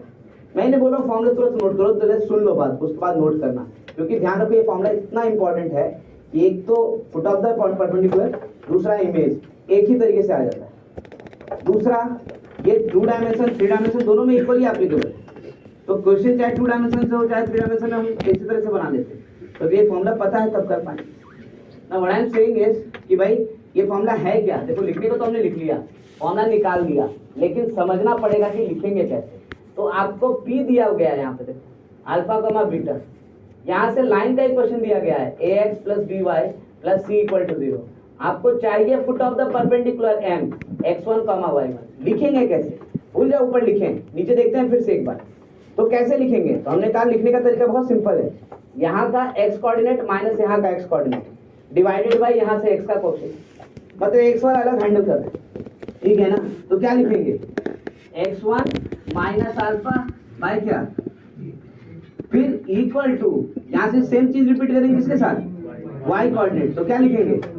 y1 माइनस बीटा बाय क्या, b, x का y का coefficient is equal to minus time ये वाला, ये पॉइंट तो अननोन है, निकालना है, तो अब इसका इस्तेमाल नहीं करेंगे, हम इसका और इसका इस्तेमाल करेंगे। तो ये पॉइंट उठा के इस पे रख देते हैं, रख सकते हैं ना। इस पे रखेंगे तो क्या हो जाएगा, a alpha plus b beta plus y divided क्या करेंगे, तो x का कोएफिशिएंट प्लस y के कोएफिशिएंट का, बस देखो सेम फॉर्मूला लिखने का तरीका है। क्वेश्चन भी एक हम आपको दिखाते हैं, उसके बाद आप नोट करना, तो आपको क्वेश्चन देंगे, ठीक है ना। Find the foot of the perpendicular from, कौन सा पॉइंट लिए थे, 1,2 ना, 1,2 to line x plus 2y plus 3 equal to, foot of the perpendicular यहाँ से निकाल, कैसे निकालेंगे बताओ। तो लाइन ऐसे ले लिया, लाइन का इक्वेशन कितना लिखा है देखो, x plus 2y plus 3 equal to, point क्या दिया हुआ है, तो 1, यहाँ से परपेंडिकुलर निकाल रहे हैं m, x1 y1, कैसे लिखेंगे बताओ, x1 माइनस 1 बाय कितना, x वाला कोएफिशिएंट, फिर क्या लिखेंगे y वाला बताओ, y1 माइनस 2 बाय क्या, इक्वल टू माइनस टाइम, ये पॉइंट यहाँ रख दे, तो रखेंगे तो क्या आएगा, 1 प्लस 2 इंटू 2 प्लस 3 बाय क्या, तो x का कोएफिशिएंट का स्क्वायर और y के कोएफिशिएंट का स्क्वायर, ऐसे लिख लिए। देखो तो कितना वैल्यू आया, ये कितना हो गया, 8/5, तो ये आ गया -8/5, देखो कांस्टेंट आया ना। अब बताओ क्या x1 का वैल्यू निकाल पाएंगे, 100%। तो x1 का वैल्यू कितना आएगा, तो 1 - 8/5 यानी कितना आ गया, -3/, y1 का वैल्यू कैसे निकालेंगे, तो y1 - 2/2 इज इक्वल टू -8/5, यानी y1 इज इक्वल टू 2 - 16/5, देखो ऐसे लिखेंगे, यानी y1 का वैल्यू कितना आ गया, -11, सॉरी -6/, आ गया ना। सो जो वैल्यू लिख रहे हैं हम लोग ये राइट हैंड साइड में, ये कांस्टेंट है, और वो कांस्टेंट पता चलते ही हम लोग वैल्यूज तुरंत निकाल सकते हैं। नोट करो, फिर एक दो क्वेश्चन इस पे देखें, then will talk about image.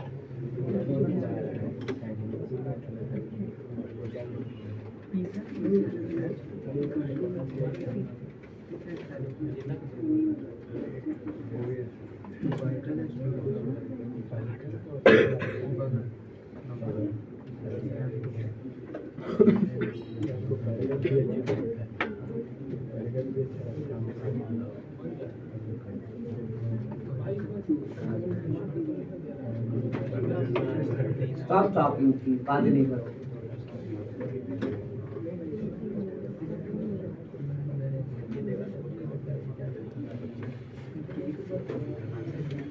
इस क्वेश्चन पे खुद लगाओ।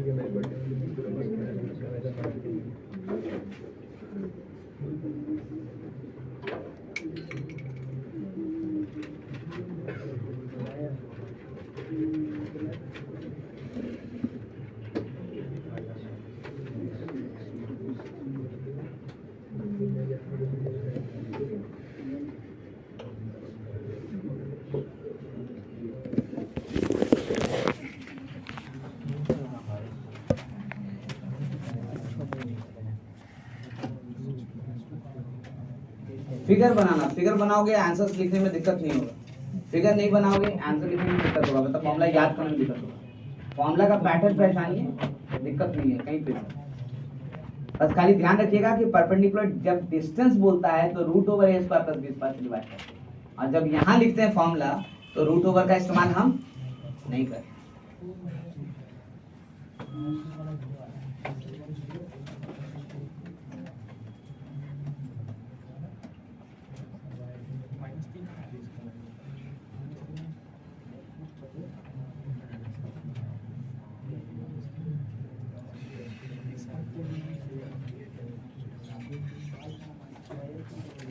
कितना आया? समझ में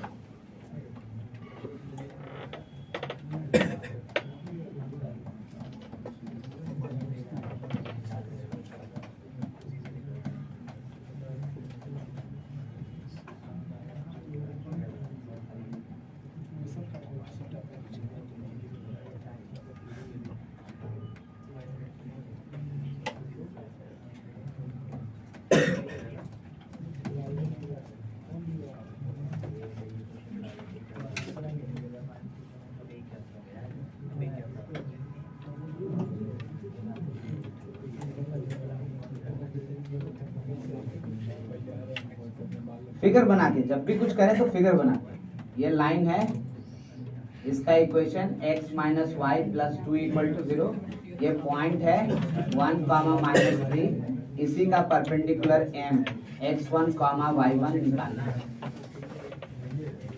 अब देखो ये नहीं होता है फिगर तो याद करने में तकलीफ होता है, जब ये फिगर होता है तो याद करने में तकलीफ नहीं है। फॉर्मूला क्या लिखेंगे बताओ?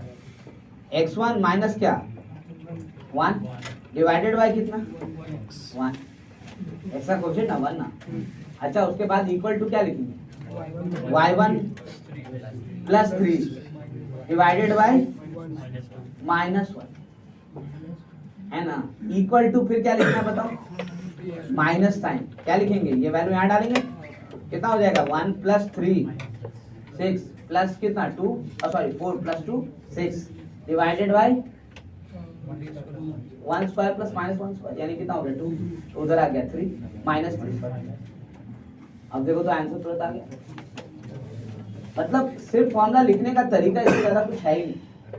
ठीक है, आई अगेन रिपीट, देखो x1 माइनस 1 बाई x का coefficient 1, y1 plus 3 by y का कोएफिशिएंट कितना है -1 इक्वल टू माइनस साइन, ये point 1 minus of -3 plus 2 divided by 1 का स्क्वायर -1 का स्क्वायर, है ना। यानी हमको दिख रहा है कि x1 minus 1 by 1 equal to y1 plus 3 by -1 is equal to, ये कैलकुलेट हो गया सर, कितना हो गया, डिनोमिनेटर तो 2 है और न्यूमरेटर कितना हो गया 6, तो ये हो जाएगा -3। इसका मतलब x1 is equal to 1 minus 3 यानी minus, and y1 plus 3 is equal to 3, so y1 is equal to 0, so m का कोऑर्डिनेट जो है वो कितना आ गया, तो -2 कामा, एकदम सिंपल है। और ध्यान रहे इस फॉर्मूला से बहुत सारी चीजों को हम लोग आसान करेंगे, इसलिए इस पे थोड़ा सा प्रैक्टिस की जरूरत है। ऐसा ही क्वेश्चन हम लोग एक और लिए थे नॉर्मल फॉर्म में, कंपैरिजन वाला याद है ना, फुट ऑफ द नॉर्मल निकाले थे, एक बार उसको लिखो जरा सा, फॉर्मूला पे देखो क्या था क्वेश्चन, याद है क्या था, find foot of the perpendicular from origin to line, line का क्वेश्चन क्या था बताओ, 3x plus 2y plus 4 equal to 0, जरा इस पे निकालो देखो तो क्या होगा इस बार, ये लाइन है 3x plus 2y plus 4 equal to 0, ये ओरिजिन है 0 0, यहाँ से परपेंडिकुलर m x1 कामा y1, क्या लिखेंगे x1 minus 0 by 3 y1 minus 0 by equal to 0 लिखो तो तब तो आएगा। आंसर सेम होना चाहिए, मेथड कोई भी हो। रूट 13 आ रहा है है ना। तो ये कितना हो जाएगा, x1 minus 0 by 3 y1 minus 0 by 2 minus 3 into 0 plus 2 into 0 plus 4 by कितना, तो 3 का स्क्वायर प्लस 2 का square that is minus 4 by. So x1 का वैल्यू बताओ, y1 का वैल्यू बताओ। देखो तो लास्ट टाइम यही आया था ना।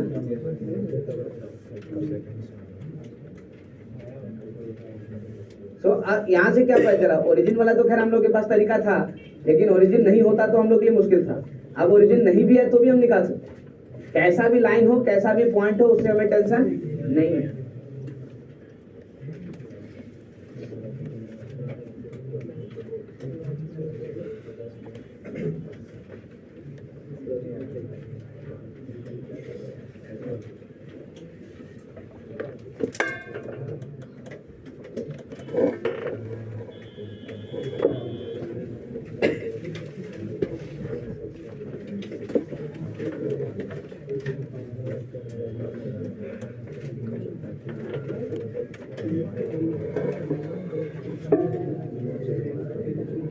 अच्छा प्लीज पे अटेंशन। सबसे पहले तो इमेज की बात करें, करेक्ट ना। आप अच्छी बात ये देखोगे कि दोनों के लिए फॉर्मूला सेम ही है, डिफरेंस नहीं आएगा। कैसे, तो पहले इमेज समझे होता क्या, फिर बात करें। तो हमने कहा इमेज कहने का मतलब इसको मिरर बनाएंगे तब ना। इसको मिरर बना दिया, सपोज करो मिरर बना दिए तो क्या होगा, तो इमेज यहाँ से बनेगा, इसका इधर बनेगा इमेज, तो यहाँ बनेगा। लेकिन प्रॉपर्टी क्या है, अगर ये इमेज है तो प्रॉपर्टी क्या है कि ये परपेंडिकुलर होना चाहिए, स्ट्रेट एक लाइन पे मिलना चाहिए ना। और दूसरा, ये पॉइंट अगर M है तो M जो है इन दोनों का क्या होना चाहिए, पक्का। तब इस Q को हम P का क्या कहेंगे, इमेज, है ना। यानी डेफिनेशन अगर बोला जाए तो डेफिनेशन में क्या कहेंगे, a point Q is said to be the image of point P in the line L ax plus by plus c is equal to 0 if and only if। दो कंडीशन, पहला PQ is perpendicular to the line, और दूसरा mid point of PQ lies on the line। ठीक है, ये दो काम हुआ तो Q को P का क्या कहेंगे, इमेज। अगर नहीं हुआ तो इमेज नहीं, ध्यान रखोगे।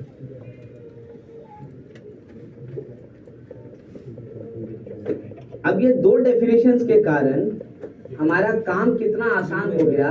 देखो हम कुछ नहीं लिखने वाले, हम एक बात बताओ, हम कुछ कैलकुलेट नहीं करने वाले, डायरेक्ट फॉर्मूला लिखने वाले। क्यों, क्योंकि अगर इसको आप मान लो थोड़ी देर के लिए x2, y2 कहोगे, क्योंकि निकालना तो यही ना है, लेट कर लेते इसको।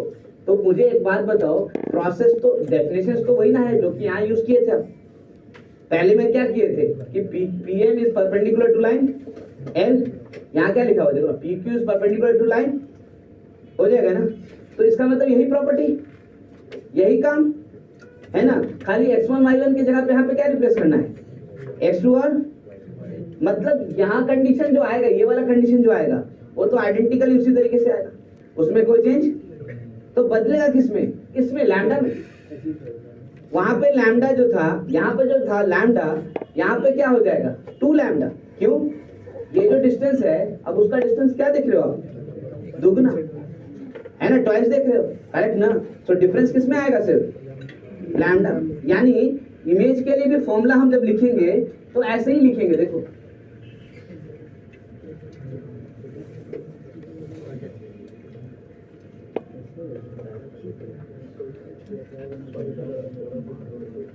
फॉर इमेज कैसे लिखेंगे फॉर्मूला बताओ, तो सेम तरीका x2 माइनस अल्फा बाई क्या लिखेंगे a, ऐसे लिख देते x2 minus alpha by A equal to y2 minus beta by B equal to -2 times A alpha plus B beta plus C by A square plus हो गया। देखो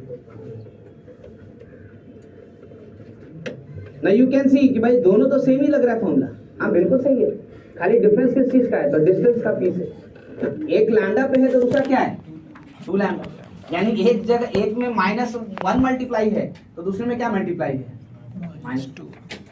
दुगना हो गया और कुछ नहीं।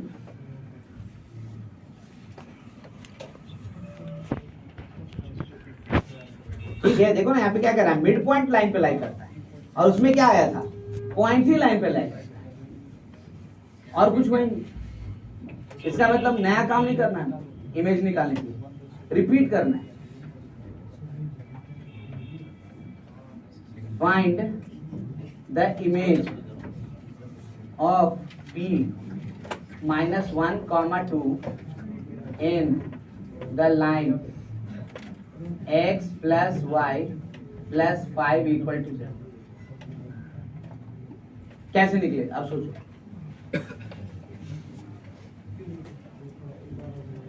मैंने ये कहा भाई ये जो कंडीशंस है वो तो फुट ऑफ द परपेंडिकुलर साथ भी था, वहां भी पीएम क्या था? परपेंडिकुलर था ना।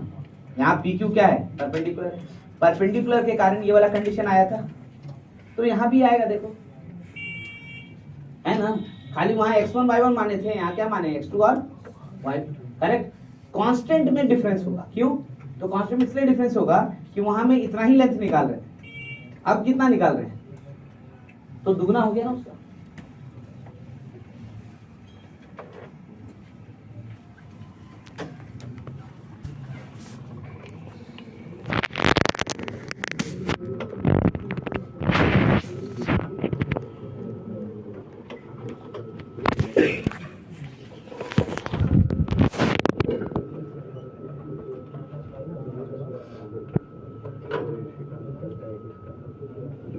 जरा इमेज निकाल के देखो इसका क्या होता है।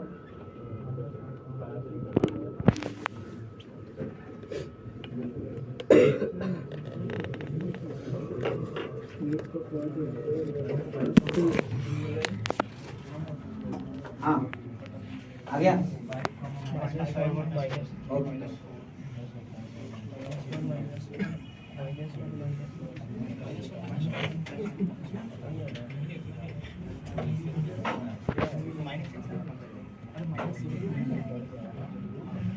ध्यान दो बात में, कैसे निकाला जाएगा? देखो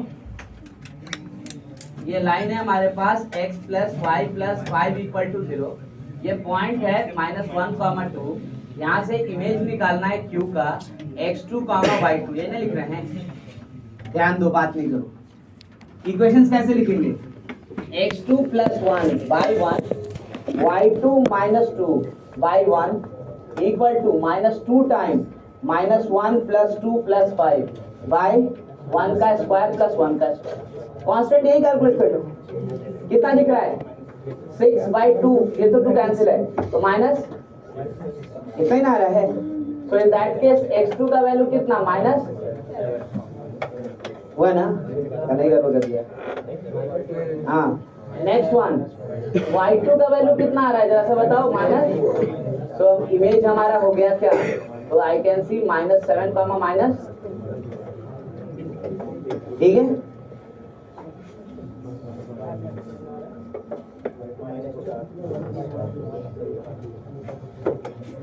कोई डिफरेंस नहीं, कोई बात हम कही नहीं रहे। बस एक ही चीज ध्यान रखना, वहां पे 2 नहीं मल्टीप्लाइड था, यहाँ 2 मल्टीप्लाइड, दुगना डिस्टेंस है।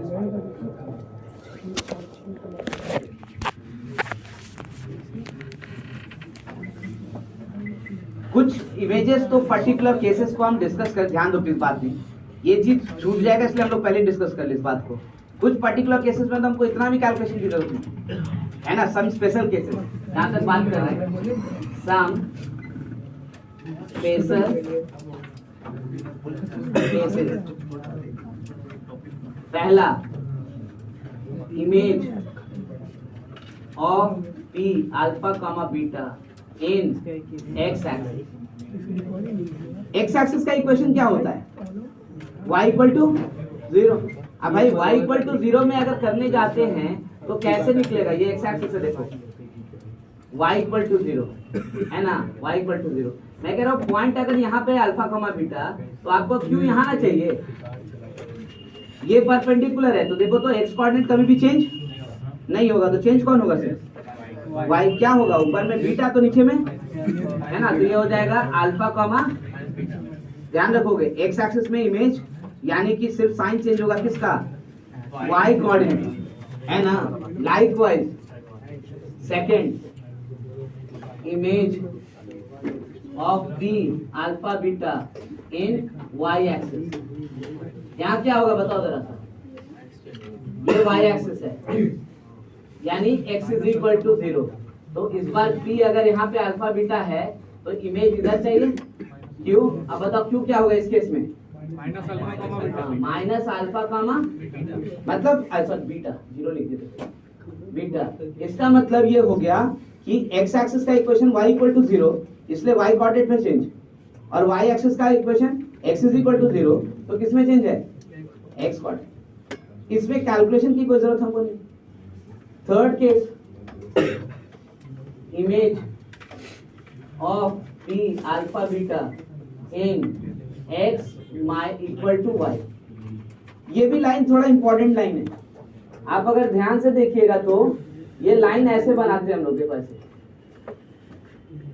y is equal to x है ना, या x minus Y equal to 0। यहाँ पे अगर p अल्फा कमा बीटा है तो एक बार कैलकुलेट करके देखो जरा सा, एक बार कैलकुलेट करेंगे उसके बाद जरूरत नहीं पड़ेगा।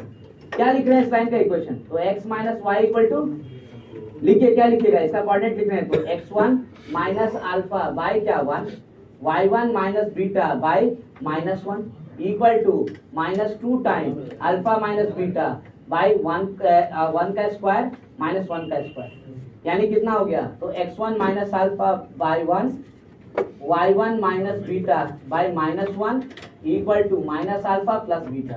यहाँ से कैलकुलेट करो तो अल्फा x1 क्या हो गया? बीटा, और y1 क्या हो गया? अल्फा। यानी कोऑर्डिनेट्स क्या हो गया? तो बीटा कॉमा। कहने का मतलब ये है कि भाई इसमें बार बार क्यों कैलकुलेट करेंगे? जब भी कहे कि y is equal to x में इमेज है तो इसका मतलब x कोऑर्डिनेट क्या बनेगा? y, और y कोऑर्डिनेट क्या बनेगा? Special case. तो 3,2 का लेंगे तो 2,3, 1,5 लिए तो 5, है ना। एक last x is equal to y, एक आएगा x is equal to minus Y. x is equal to minus Y क्या करेगा? देखो तो वो इमेज ऐसा कुछ लाइन आएगा, है ना। अब वहां माइनस मल्टीप्लाइड है तो ये वाला प्रॉपर्टी तो लगेगा ही लगेगा कि कोऑर्डिनेट इंटरचेंज होगा, साथ में आगे क्या मल्टीप्लाई हो जाएगा?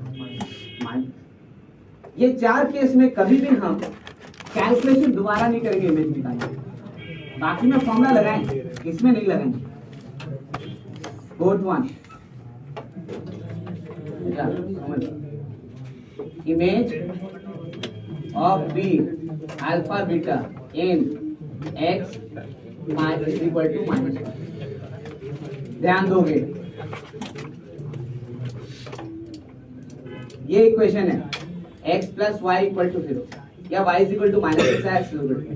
मैं ये कह रहा हूँ पॉइंट अगर यहाँ लेंगे अल्फा कमा बीटा, है ना, तो देखना पॉइंट का इमेज जो है यहाँ पे आएगा कहीं b, और इक्वेशन क्या आएगा? तो माइनस बीटा कमा माइनस, है ना, दोनों इंटरचेंज होगा। आप इसको कैलकुलेट भी कर सकते हो।